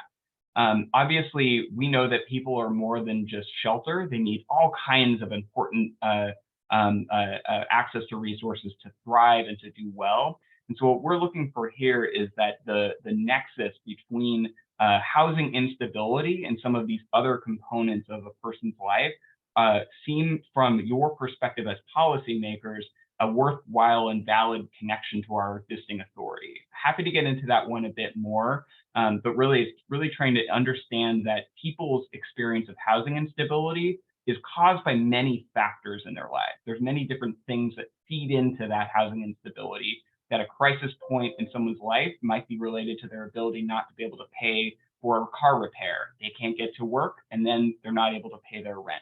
So that interconnectedness is sort of what we're trying to build out here and help understand your guidance around. The last one here is a sort of business request from the Worker Relief Coalition. As you all may know, typically we utilize grant funds through a reimbursement method. Grantees spend the resources that they have, usually their own capital funds or other types of funds, and then they come back to the state and they seek reimbursement for eligible expenses. In this case, the Worker Relief Coalition is requesting that they receive an advance payment through the rest of the $14 million. They've already received the advance payment for the initial grant of $500,000. And so in this case, we're requesting that due to those business operational needs, as Isa was describing the sort of span across the entire state with many, many different partners and all of the different logistics and operations, it's a really good explanation of why this grant is a bit different, quite different than many of our other grants that simply work with one entity who's going to be providing services. So having that resource available to them while we still have certain grant language in the grant that really helps kind of protect the assets and ensure that there's sort of legal restrictions and protections around it, does help them to expend the funds and get the resources out faster to community members. So this is a critical part of sort of a risk analysis that we wanted to bring to you as well. Again, this is not our typical business practice, but we see a valid reason for why the business needs dictate this different approach. Next up, I just want to kind of highlight the sort of next steps from here. So if the council were to motion and approve OHCS staff to continue to enter into these grants, the next process would be pursuing that Department of Justice legal sufficiency review that we typically receive for most of our grants over $150,000. So really, we're seeking your advisement and authorization to move forward. And then from there, really making sure that we're finalizing and going through the rest of the process with amending the grant agreement if you all were to vote in that direction. The last thing I wanted to just mention is sort of this moment that we're in. You heard from Assistant Director Sting earlier about this governor's historic levels of investment and leadership around housing and around the moment we are in with homelessness prevention and homeless services. And we wanted to highlight just a bit of the consequences in our sort of receiving of direction from the governor around Executive Order number 23-03. So it says a lot, obviously, and we're happy to get into the sort of details and as we're still distilling all of the different components of this. But one thing that to highlight here is that the executive order that was released on January 10th directs state agencies to exercise any and all authority and discretion to provide services to rehouse people experiencing homelessness and prevent homelessness. So really, this is a call in so many ways from the governor to her state agencies to really look into our values, look into our discretion and our existing statutory authority, and make decisions that support the efforts to prevent homelessness and end homelessness for so many folks. So want to make sure that we're sort of right-sizing and thinking about this moment and the direction that we're receiving from the executives to think about where we make decisions from sort of that perspective. So with that, I will take any questions and definitely would really appreciate discussion around this so we can get additional information and insight from you all as our council. Council members, questions, and Councilmember Rogers is first. I think this program is something that is definitely needed. I appreciate the fact that we want to get the funding out quickly to those in need. However, I don't see anything about reporting who who's receiving the funding and accountability measures. I understand that, yes, you want to get the funds out quickly. However, I think it's important to have some sort of accountability measure in the process.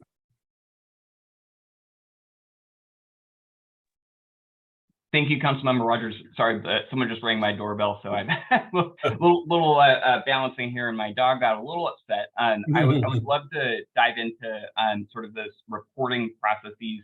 We didn't get to dive into some of those pieces. I wonder if folks from Worker Relief could talk a little bit about reporting, because I know that's one area that you all actually have a lot of strength in, being able to provide sort of really detailed reports to the community. I'm curious if you all could talk a little bit more about sort of your reporting strategies. Lisa, would you like me to take that one? Good afternoon now. Stephen Manning, for the record, Oregon Worker Relief, he, him pronouns. And thank you for the question. It's a great question. We take the role, so Worker Relief takes its role very seriously, and on a monthly, we have a monthly cadence. So there's two different levels of reporting that Worker Relief engages in. The contract, right, most of the contracts that we've had with the state have required, they're through the Department of Administrative Services, and we have there's auditing requirements, reporting requirements that happen on a quarterly basis or a monthly basis. With the community, which we take those reporting requirements, obligations very seriously, we actually report on a monthly basis to allow the community on a wide range of demographic information, a wide range of financial information. Are we doing the job that the community wants us to do? So the community, the impact to community actually has that information and can report back to us so that we're able to iterate, so that if our first design of the program isn't actually achieving its objective, we can go back to our policy making process, quickly iterate and pivot again. So that reporting requires, it's a very data-driven and community-driven process. And I hope Commissioner Rogers that helped answer the question. Thank you.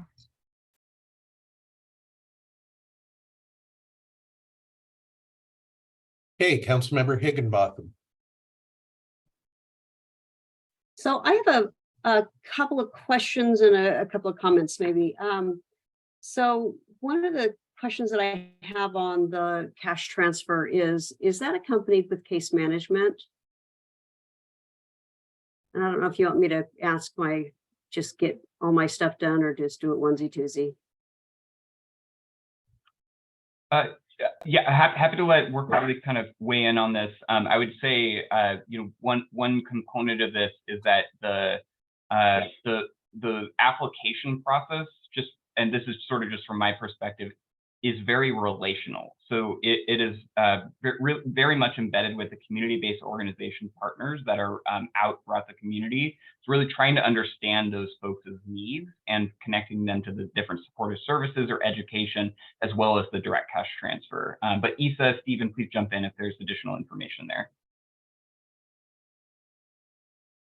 Yeah, I'm wondering if you have specifics on what you mean by case management. I think one thing I can echo off of what Mike said is our applications are not applicant facing, they're actually navigator facing. So you have to interact with a community-based organization to be able to apply. And this is just so that they are establishing a relationship with a CBO that then can help connect them to other resources that we are aware of, other resources within our network, or other resources around housing stabilization, around whatever their needs are, because we are working so closely with community. We want to make sure that our application is not something that is like fillable by just anyone. It actually, you have to build a relationship with the community-based organization. But if you had more specifics about what you meant by case management in terms of like what that follow-up looks like, I'm happy to answer more. So our case managers in my organization, you know, they do a similar thing, but they also create a work plan and talk about gaps and you know, whatever the needs are, and help that person move from where they enter the program to where they need to be self-sufficient. And they work with them constantly between those 2 points. And that's really what I would call case management. Is that happening here, or do you rely on other community-based organizations to do that case management? Does it not happen? I'm just curious how that works. Thanks so much for this question. I'll jump in here. Good afternoon, everyone. My name is Tess Helgren. I'm a she, her pronouns, Deputy Legal Director of Innovation Law Lab.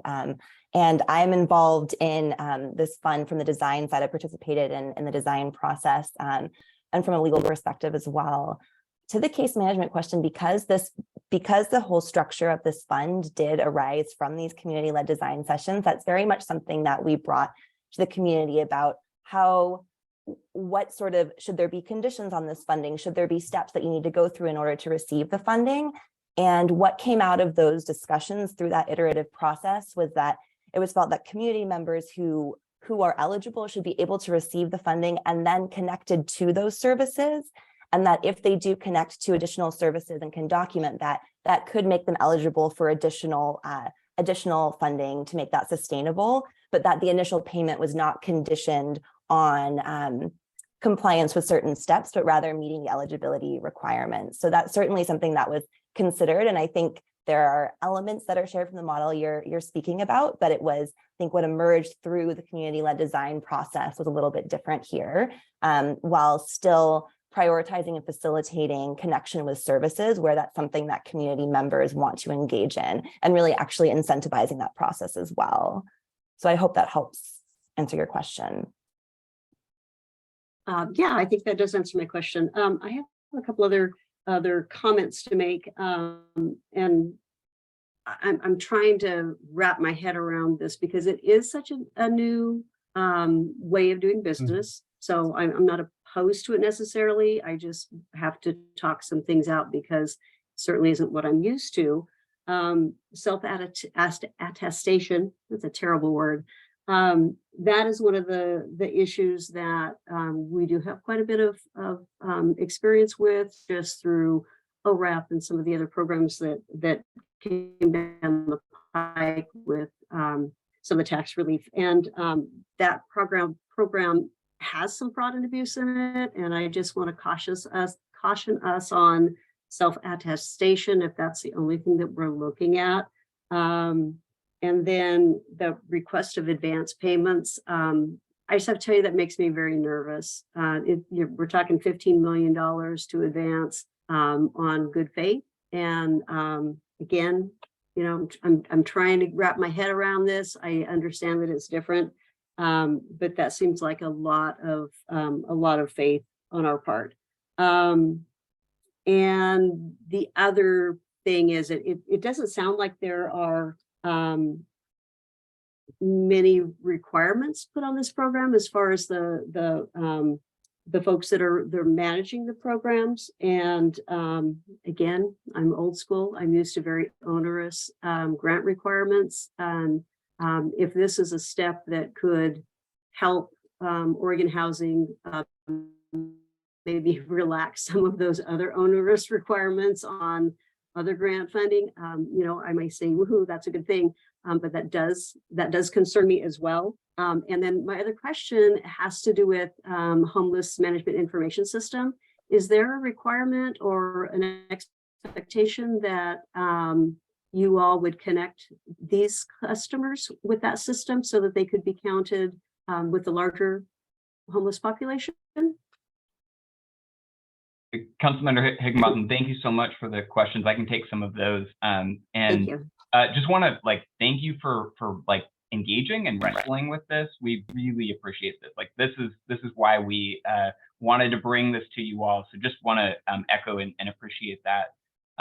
So yeah, I want to dive into. I guess I'll start on the HMIS question at the end. So with these eviction prevention funds, we really wrestled with the sort of balance of using existing systems like HMIS and also trying to iterate and learn how we can support additional partners that maybe have never utilized the HMIS system or don't have those same systems in place. This was also very much embedded in our emergency response during the eviction prevention, or continues to be part of our eviction prevention response, and trying to understand the different needs of our partners throughout the system that we've been funding for eviction prevention. We determined that the reporting requirements for this grant would be sufficiently met for our ability to essentially understand the trends and understand what was happening through their own sort of internal systems rather than requiring a separate system. There are times where we utilize the HMIS system because of requirements that are imposed on us from other funders. In this case, we had discretion to be able to utilize other systems for many of our different grants. And we took that discretion to make sure that we were getting resources out while also making sure that those reporting requirements and the reporting back to the community and to the larger systems was possible through other means, whether aggregate data or not. We are absolutely committed to the HMIS system, especially for interventions that prioritize homeless populations and really supporting those.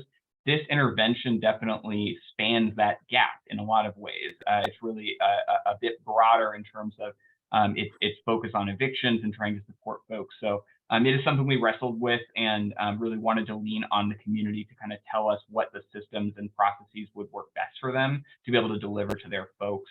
I think the other thing to mention here too is just around this specific population's needs and kind of connect to a question.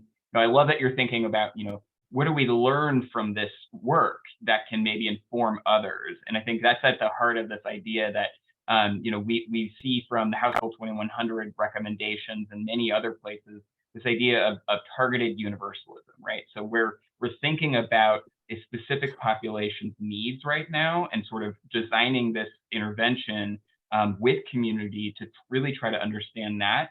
And we're absolutely going to learn things. We're going to learn things, and we have learned things about our own processes, our own systems, our own needs to design programs and policies in new or different ways. Those areas where we learn about a specific community can absolutely be universally applied to better serve all populations that we support. So I think this is a really good example of that idea, that concept of really targeted universalism and how it can impact larger dynamics across the board. So I think those are some pieces that I wanted to just kind of elevate. I think another kind of component of this that you raised around the advanced funding, I wanted to kind of talk about the legal language and requirements that we do have in the grant to make sure that we have those controls in place. I think it's important to note that with our reimbursement process, it doesn't necessarily mean that we know what the funds were spent on when we get reimbursement. It's one type of internal control that we often utilize as a strategy for our funds that well, of course. And we know that advancing funds, as long as there's existing language in the agreements that we have our colleagues at the Department of Justice help draft and help support, those do provide additional remedies to ensure that if something were to go wrong, if the funds, if the plan wasn't executed per the grant agreement, that the state retains a lot of legal options to ensure that the use of funds is still within our parameters. So definitely it is a different approach. And I think we're trying to really wrestle with the needs of this system and sort of interacting with a system rather than that grantee relationship that we typically have where we're funding one entity and they're doing specific work. In this case, we're funding many entities across the entire state to really support a response. So it is something we're wrestling with, and really appreciate you sort of holding that out. I think I covered most of the different questions, but if I missed one, please jump back in. And if friends from Worker Relief would like to weigh in as well, please do. All right, Councilmember Higginbotham, followed by Councilmember Lee.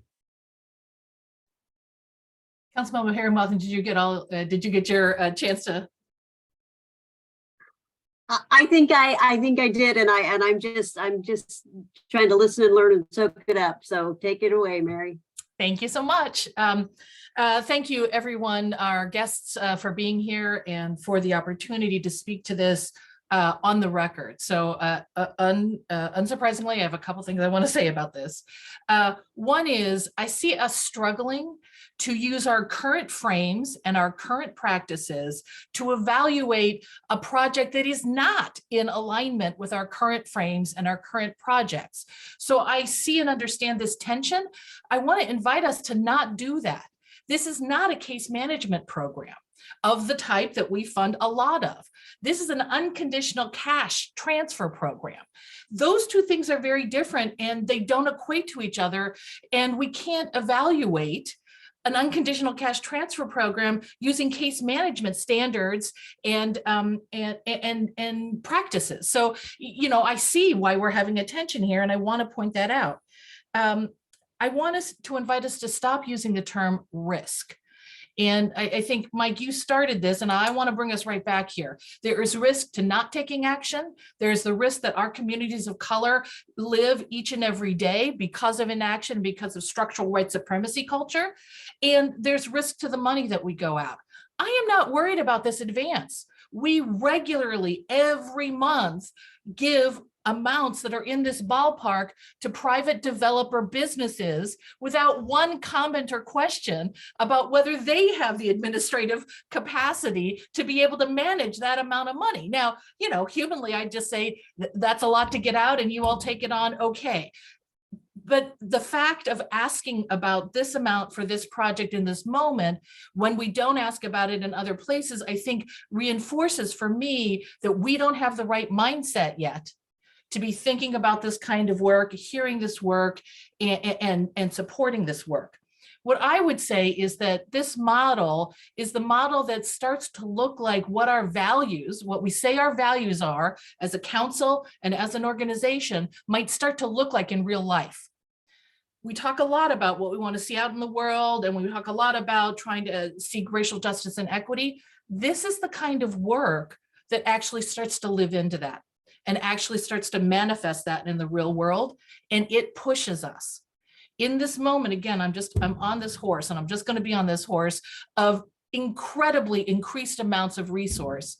We have to start doing things like this and other things now in order to get ready for that, because otherwise we're going to replicate the structures and the lacking impact for communities of color that we have in place right now.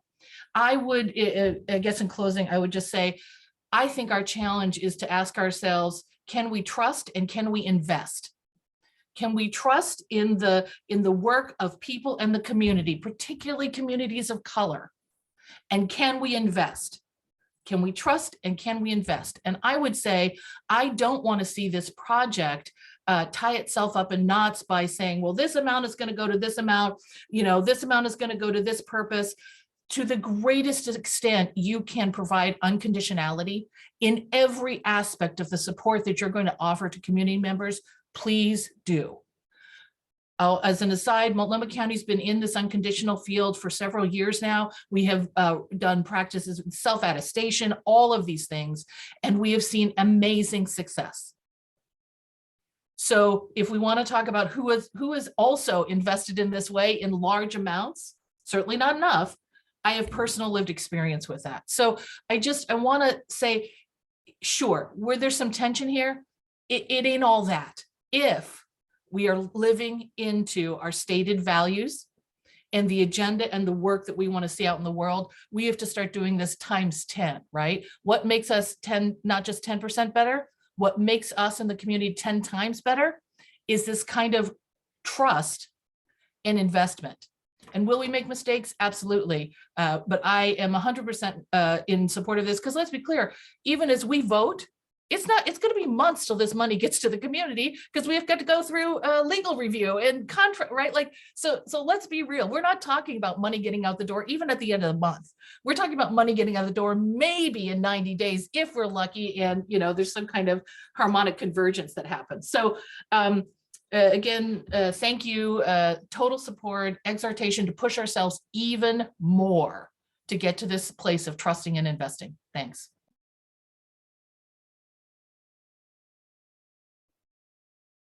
So the Councilmember Sandoval. I'm sorry, Chair Hall. Yeah, no, it's always hard to follow Mary, But I totally agree with what you're saying. I like the flexibility of this. I like the targeted population related to this, and I think this could serve as a new way to do business, and so I'm fully in support of it. Okay, Sorry, if I may, sure. Thank you, Chair Hall, and directors. My name is Siada Medmo. I'm the Executive Director of Seating Justice. We are the region's leading funder of social change organizing, and proudly the founding funder of Oregon Worker Relief. And I want to just mention two things that are coming to mind listening to this conversation that's happening back and forth. And with respect to the fidelity and the responsibility that you all have to administer taxpayer dollars, I want to just flag that this level of scrutiny that is that Worker Relief is experiencing right now is actually far greater than any we have experienced through all of our administering of the $185 million we've already administered to undocumented Oregonians. This has actually taken the longest time and is one of the most critical resources in order to ensure this community has not only access to stable housing, but also other areas, really vital to supporting individuals and families like health and hunger. So just to reiterate, we've worked with DAS before, we've worked with the legislature, we've worked with the governor's office, we've worked with DOJ. We're just simply, I think, asking today for your vote of confidence in moving forward with this.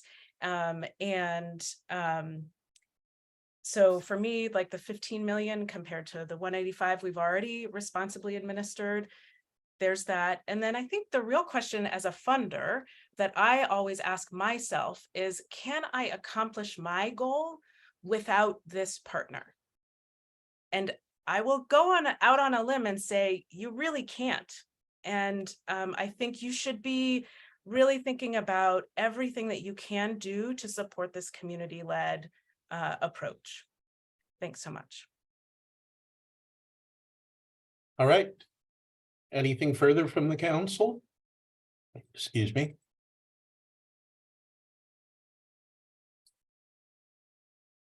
Then are we ready for the proposed motion to approve this grant? So moved. Thank you. Second. Second? No, second. Okay, and a roll call, please. Thank you, Chair Hall. Councilmember Farrell. Oh, I think she stepped out, so we will move on. Chair Hall. Yes. Councilmember Higginbotham. Yes. Councilmember Lee. Yes. Councilmember Menya. Yes. Councilmember Rogers. Yes. Councilmember Sandoval. Yes. Thank you. We still do have quorum and motion passes. Yay. All right. Our presentation briefing on the IDA initiative. And who's going to take lead on that? I am Chair Hall. Thank you, Chair Hall and council members and Deputy Director Yant. I apologize for the prior technical difficulties. I was in the background and just very frustrating when you can't engage. So forgive me for that. For the record, I'm Jill Smith, the Director of Housing Stabilization, and we are so pleased as staff to provide the council with a briefing on the IDA initiative administered by Neighborhood Partnerships. The briefing is informational only. We are not seeking a decision from council. Just as really brief background, OHCS has invested in the IDA program and enjoyed a strong relationship with Neighborhood Partnerships since 2008. An additional $7 million in funding was invested in the IDA initiative as a result of 21-23 biennium funding. And we have partners here that have taken the time to be with us. And I apologize that this has taken longer than we anticipated. Thank you for sticking around. And I'll turn the time over to Holly McGuire, the Director of Economic Opportunity with Neighborhood Partnerships, and Amy Stinsky, I'm sure I said that wrong, Manager of Data and Evaluation. Thank you for being here. Thank you.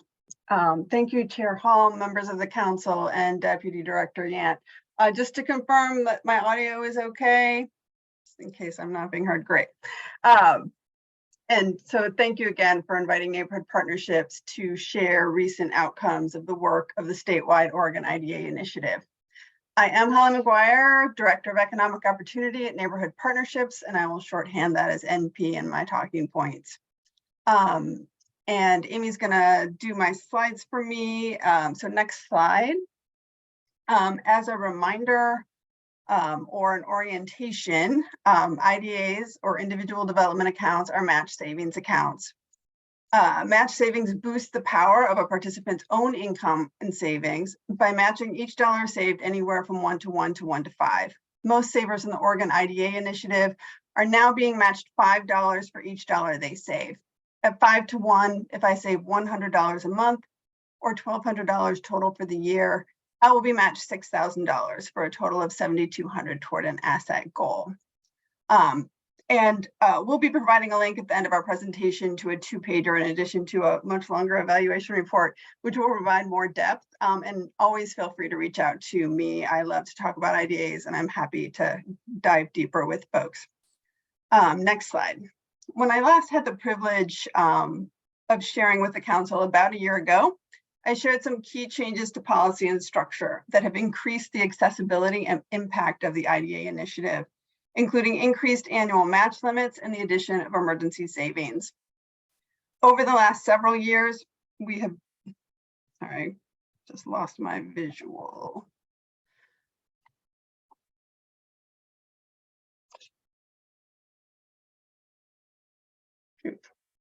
Hello? We can hear you. Okay, great. If you can hear me, I don't need to see it. It's fine.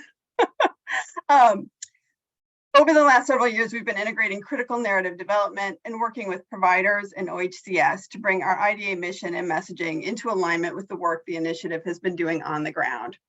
Next slide, please. And I'm gonna ask if we should be seeing a map of the of Oregon. So we have been orienting to the IDA vision that is really defined in statute, as you see here. And I'll just highlight that the statute does state that investment through an individual development account system will help lower income households obtain the assets they need to succeed. Communities and the state will experience resultant economic and social benefits accruing from the promotion of the financial stability and resilience of lower income households.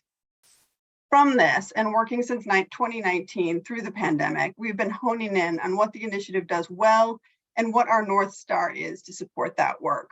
And we have finalized that mission, and I'd like to share that with you today. Next slide, please. How we work toward our vision.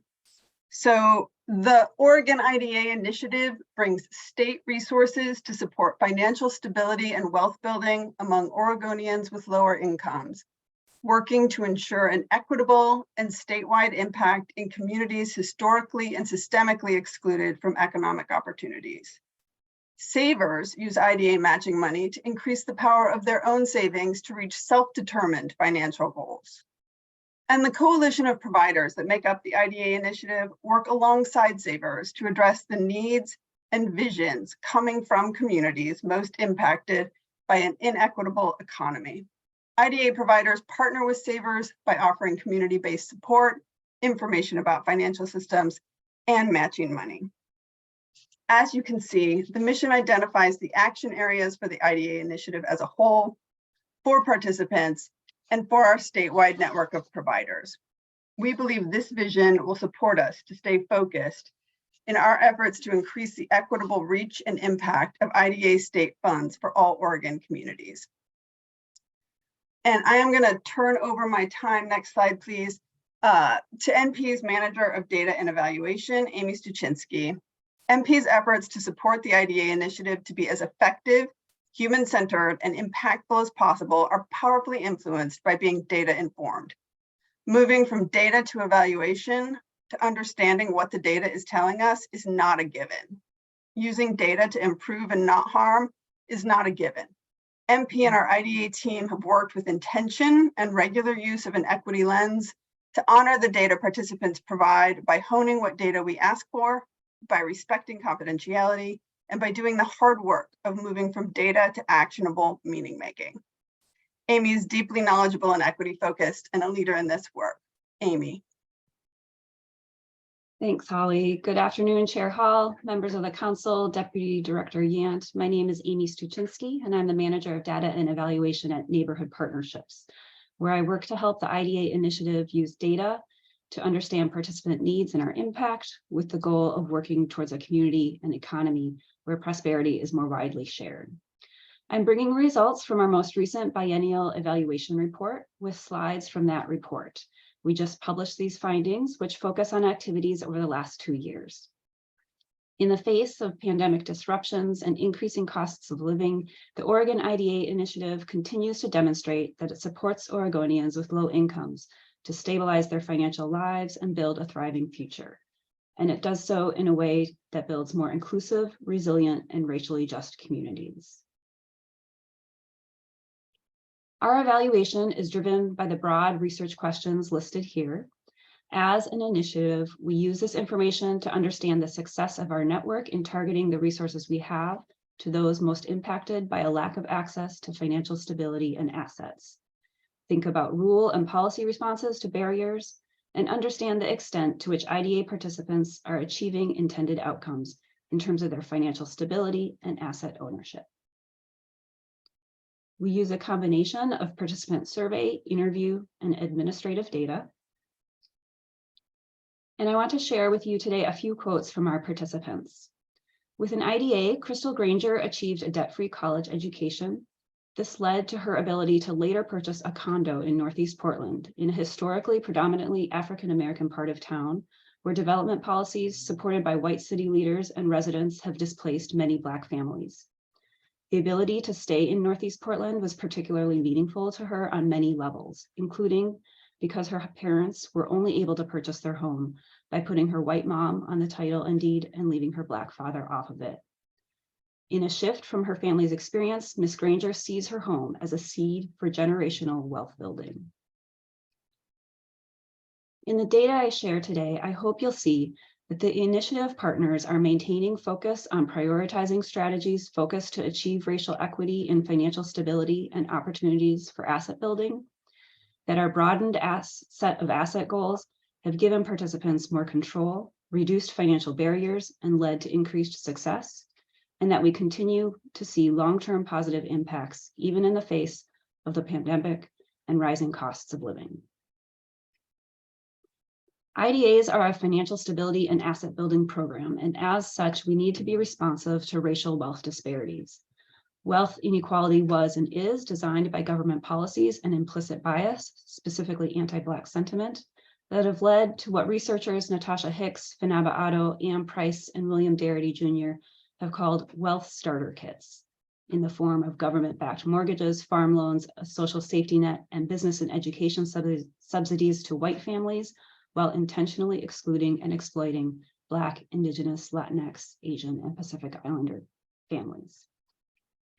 Responding to the deep and pervasive racial inequities in our economy, culture, and institutions, using our evaluation data and client-provided survey responses, and hearing the experience of our local community-based IDA providers calls on the IDA initiative to prioritize strategies that are specifically focused to deepen racial equity, with the knowledge that these approaches will improve the system for all.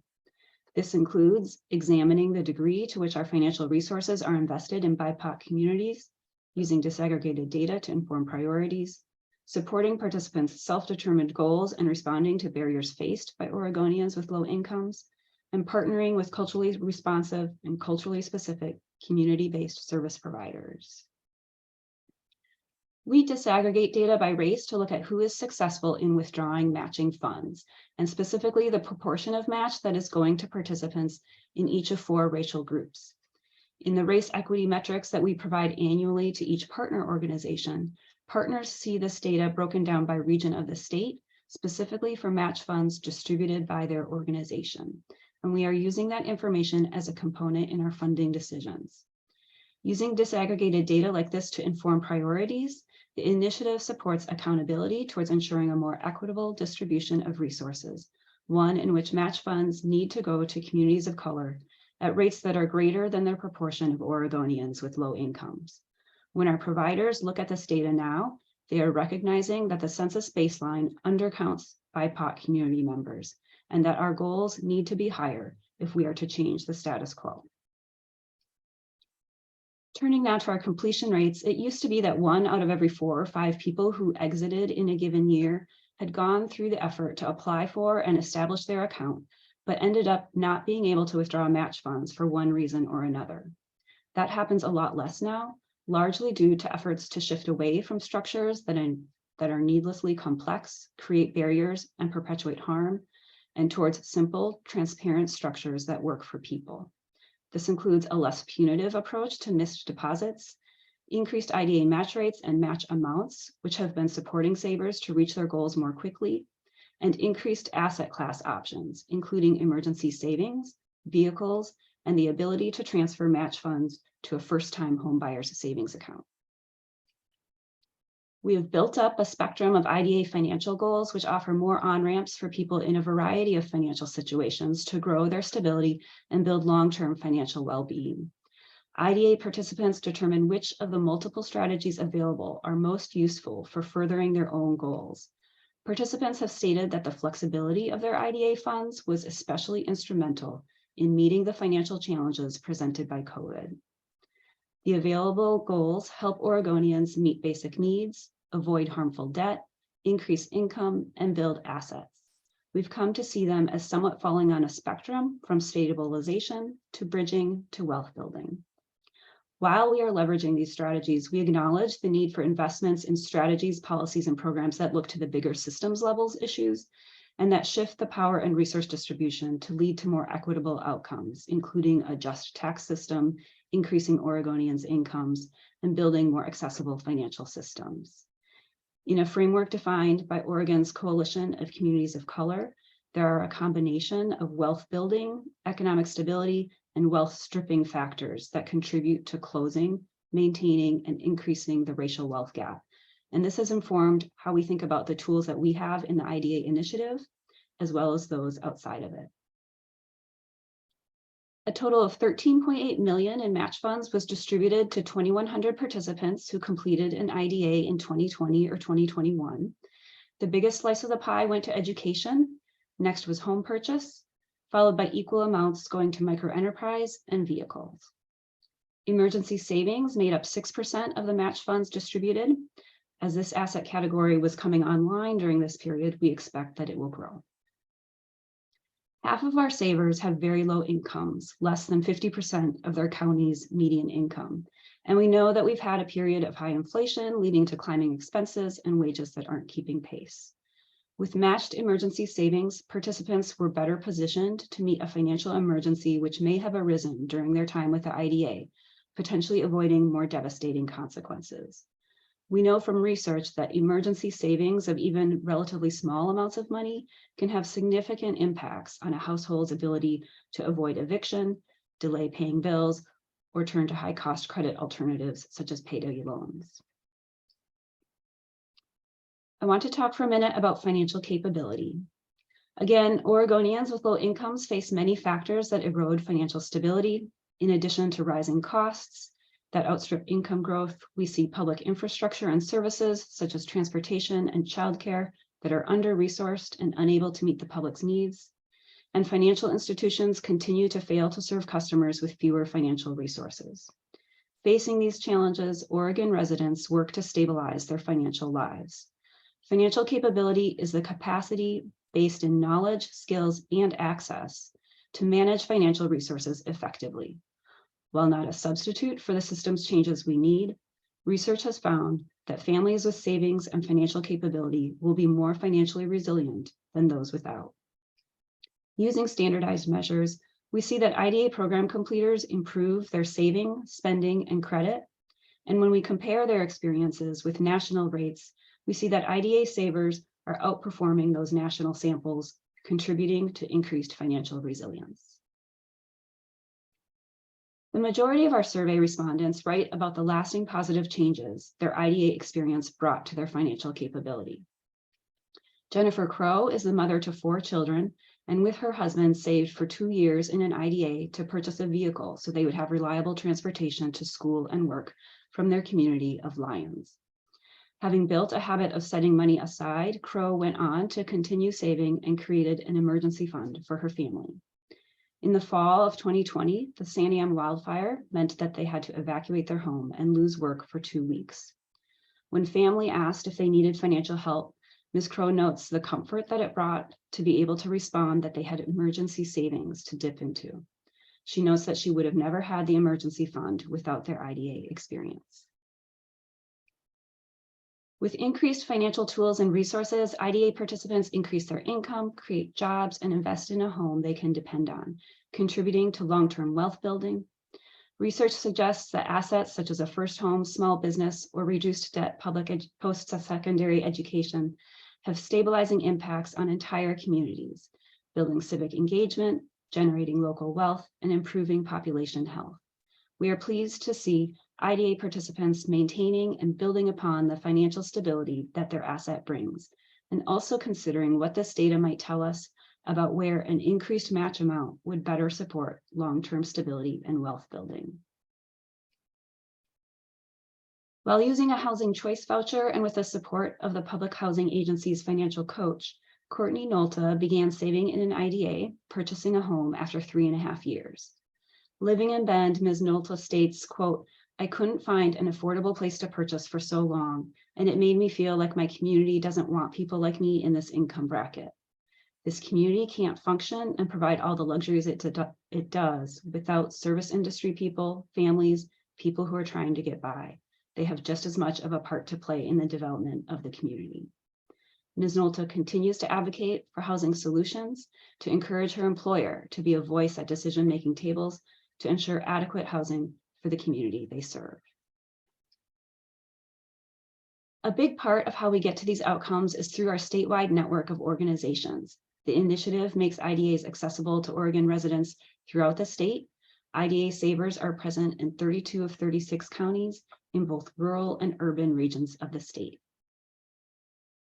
Among the initiative's providers are a dozen culturally specific organizations. Working through culturally specific organizations invested in specific BIPOC communities helps ensure the resources of the Oregon IDA initiative are distributed equitably across the state. All provider organizations are expected and supported in their efforts to be culturally responsive. Moving forward, the initiative faces pressure from at least 2 directions that will impact not only its ability to maintain its current level of service, but also to meaningfully increase access to financial stability and prosperity in our state. First, the ability to retain high-quality staff who can responsibly support participants through their saving and investment journey has meaningful impacts for participants. To the extent that it is able, MP is committed to financially supporting organizations at a level that will more effectively allow them to utilize their expertise and address their missions. But we also need broader systems change in how our community organizations are funded. And second, while the increase in the matching funds limit per participant that was enacted in 2021 was an important step for the success of participants, allowing more matching funds for individual savers means fewer people served at the current funding level available through tax credit sales. With its extensive and experienced statewide network of providers, the IDA initiative has the capacity to serve more Oregonians, but increased sustainable funding will be required to scale IDAs to meet the need. In closing, IDA Oregonians are navigating an economy that favors the wealthy and well-connected, created by policies rooted in colonialism and anti-Black racism that continue to this day.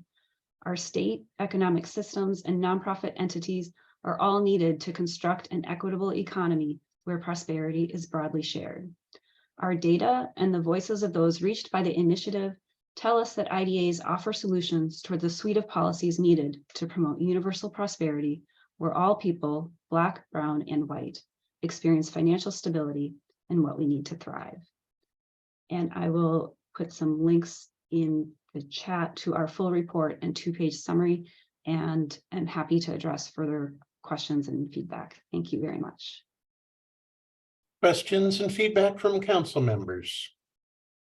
Councilmember Higginbotham.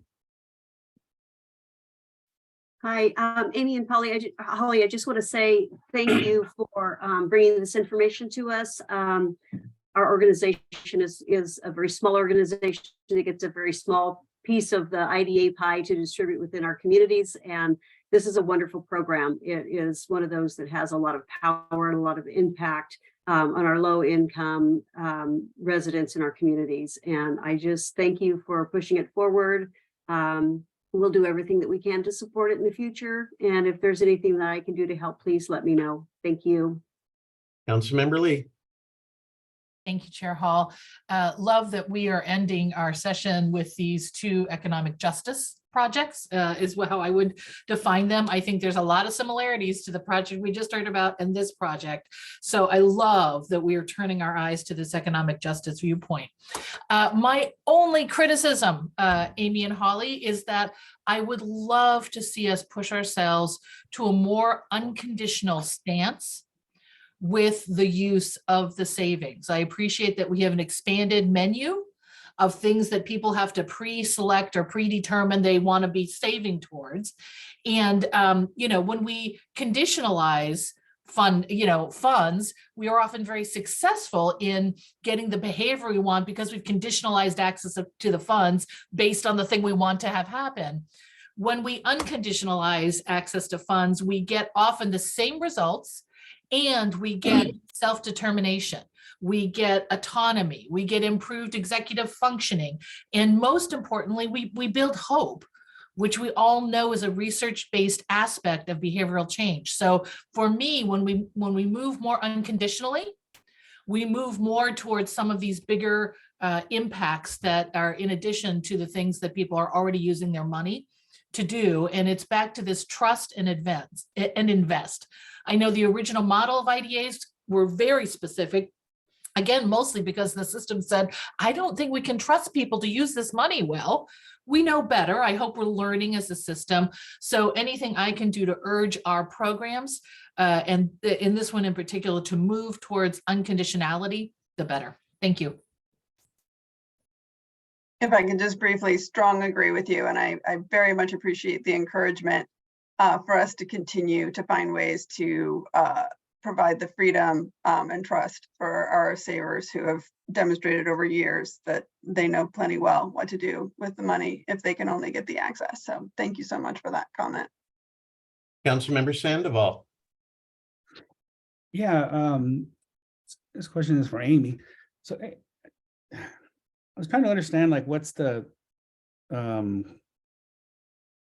I guess when you give funds, sorry, it's been a long day. I'm trying to understand, like, the amount of funds that you give out in terms of the actual amount, right? So, like, are they mostly like, $1,000 or $50,000, and then what's the breakdown, like, if you kind of categorize in terms of grouping it? Yeah, thank you for the question. So the maximum allowed right now, I would say the maximum allowed is $6,000 per year of match. And we have many savers that save for 2 or 3 years. So they're getting 12 to 18,000 is what is newly allowed now. Now that was increased in 2021, and I'll ask Holly to maybe expand upon that. Yeah, I think it's a great question. And it is always, of course, one of the really interesting ones. We can say very simply that like the average IDA saver, and I don't think any one of our savers is anything but a unique individual, but the average IDA saver took home about 6,600 in match against 2,500 in their own savings. And there's a very broad range around that, right? Some people are doing 3,000 in emergency savings and that's all they're doing. And we have, you know, really finally gotten to the point where some homeownership providers are really getting to the point of getting 18,000, which has been like a goal for so long, toward homeownership savings. And that, you know, so that's, and that to me, if we're really going to continue, you know, the like old model of $9,000 for homeownership that was really like from 20 years ago, like we all know, like what is $9,000 in today's housing market? And we have that, we have the, in Oregon administrative rule, we're allowed to give up to 20,000 for an individual IDA. So the you know, for us, the math problem, the logistics problem is how do we get, you know, the $6,000 in a year kind of made the time work, because otherwise you were there forever, right? You're sitting there for 5 years trying to get to that goal. But now we need the money, you know, to raise all of our existing homeownership savers to 18,000 would cost us $7.5 million. That's our annual tax credit. Our, you know, all of the other people who are saving for things besides homeownership would be a little bit sad if we said we're only going to fund this one increase in a year. So that's where we're at right now, is we have so many openings, I think, both to like go in the direction Mary's talking about, also to like really increase the punch to make it possible for us to like meet that commitment about what does real wealth building mean. You leave with a home purchase, you're leaving with a pile of debt. All of us, I think, should be obsessed with how does that pile of debt become smaller? It's not enough that you got a house. Do you have any equity? And so those feel like the big challenges to me. If we're really committed to wealth building for BIPOC families, then we have to raise the bar on ourselves. How do we get more cash to people in the right ways? And so that feels to me like, you know, what's in your question is just like, we have this resource, we have this network, we have definitely the participant savers willing to, you know, do the legwork, to do the real hard work. How do we like make it possible to have the money to put out the door?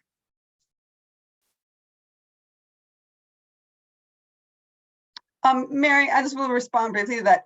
I think, you know, our network, definitely many of our providers who do homeownership receive down payment assistance. And in the best case scenarios, that's what's happening, right? Like the people who are going to get the best leverage, those two things are linked, but it's not always. Yeah, no, I was referring to a program that we just approved earlier today that is a new program for down payment assistance. And I'm always interested in layering the access that someone gets to all of our programs with which they might be eligible, as opposed to go in this door, go in that door. So I was just, it was more a comment, not to the program, but to just sort of the agency. Yeah, thank you. Hey, anything else from council? Well, I'll say I always appreciate and look forward to this update. I was a member of the Neighborhood Partnerships Board for 10 years, so I got pretty well immersed in what the IDA program's all about. And, you know, I just love seeing the transformative difference it has made and continues to make in so many lives. Well, if there's nothing else, we'll thank everyone for their presentations. And as mentioned earlier, we are moving the diversity, equity, inclusion presentation to early in next month's meeting. So that brings us to the close of our scheduled agenda for today. Deputy Director Yant, any last words of wisdom for the group? I can't match the wisdom that we've just ended on. So all right. I know we went a little over, so thank you so much for all of the engagement. Thanks, everyone. It is 1:37 and the council meeting will stand adjourned.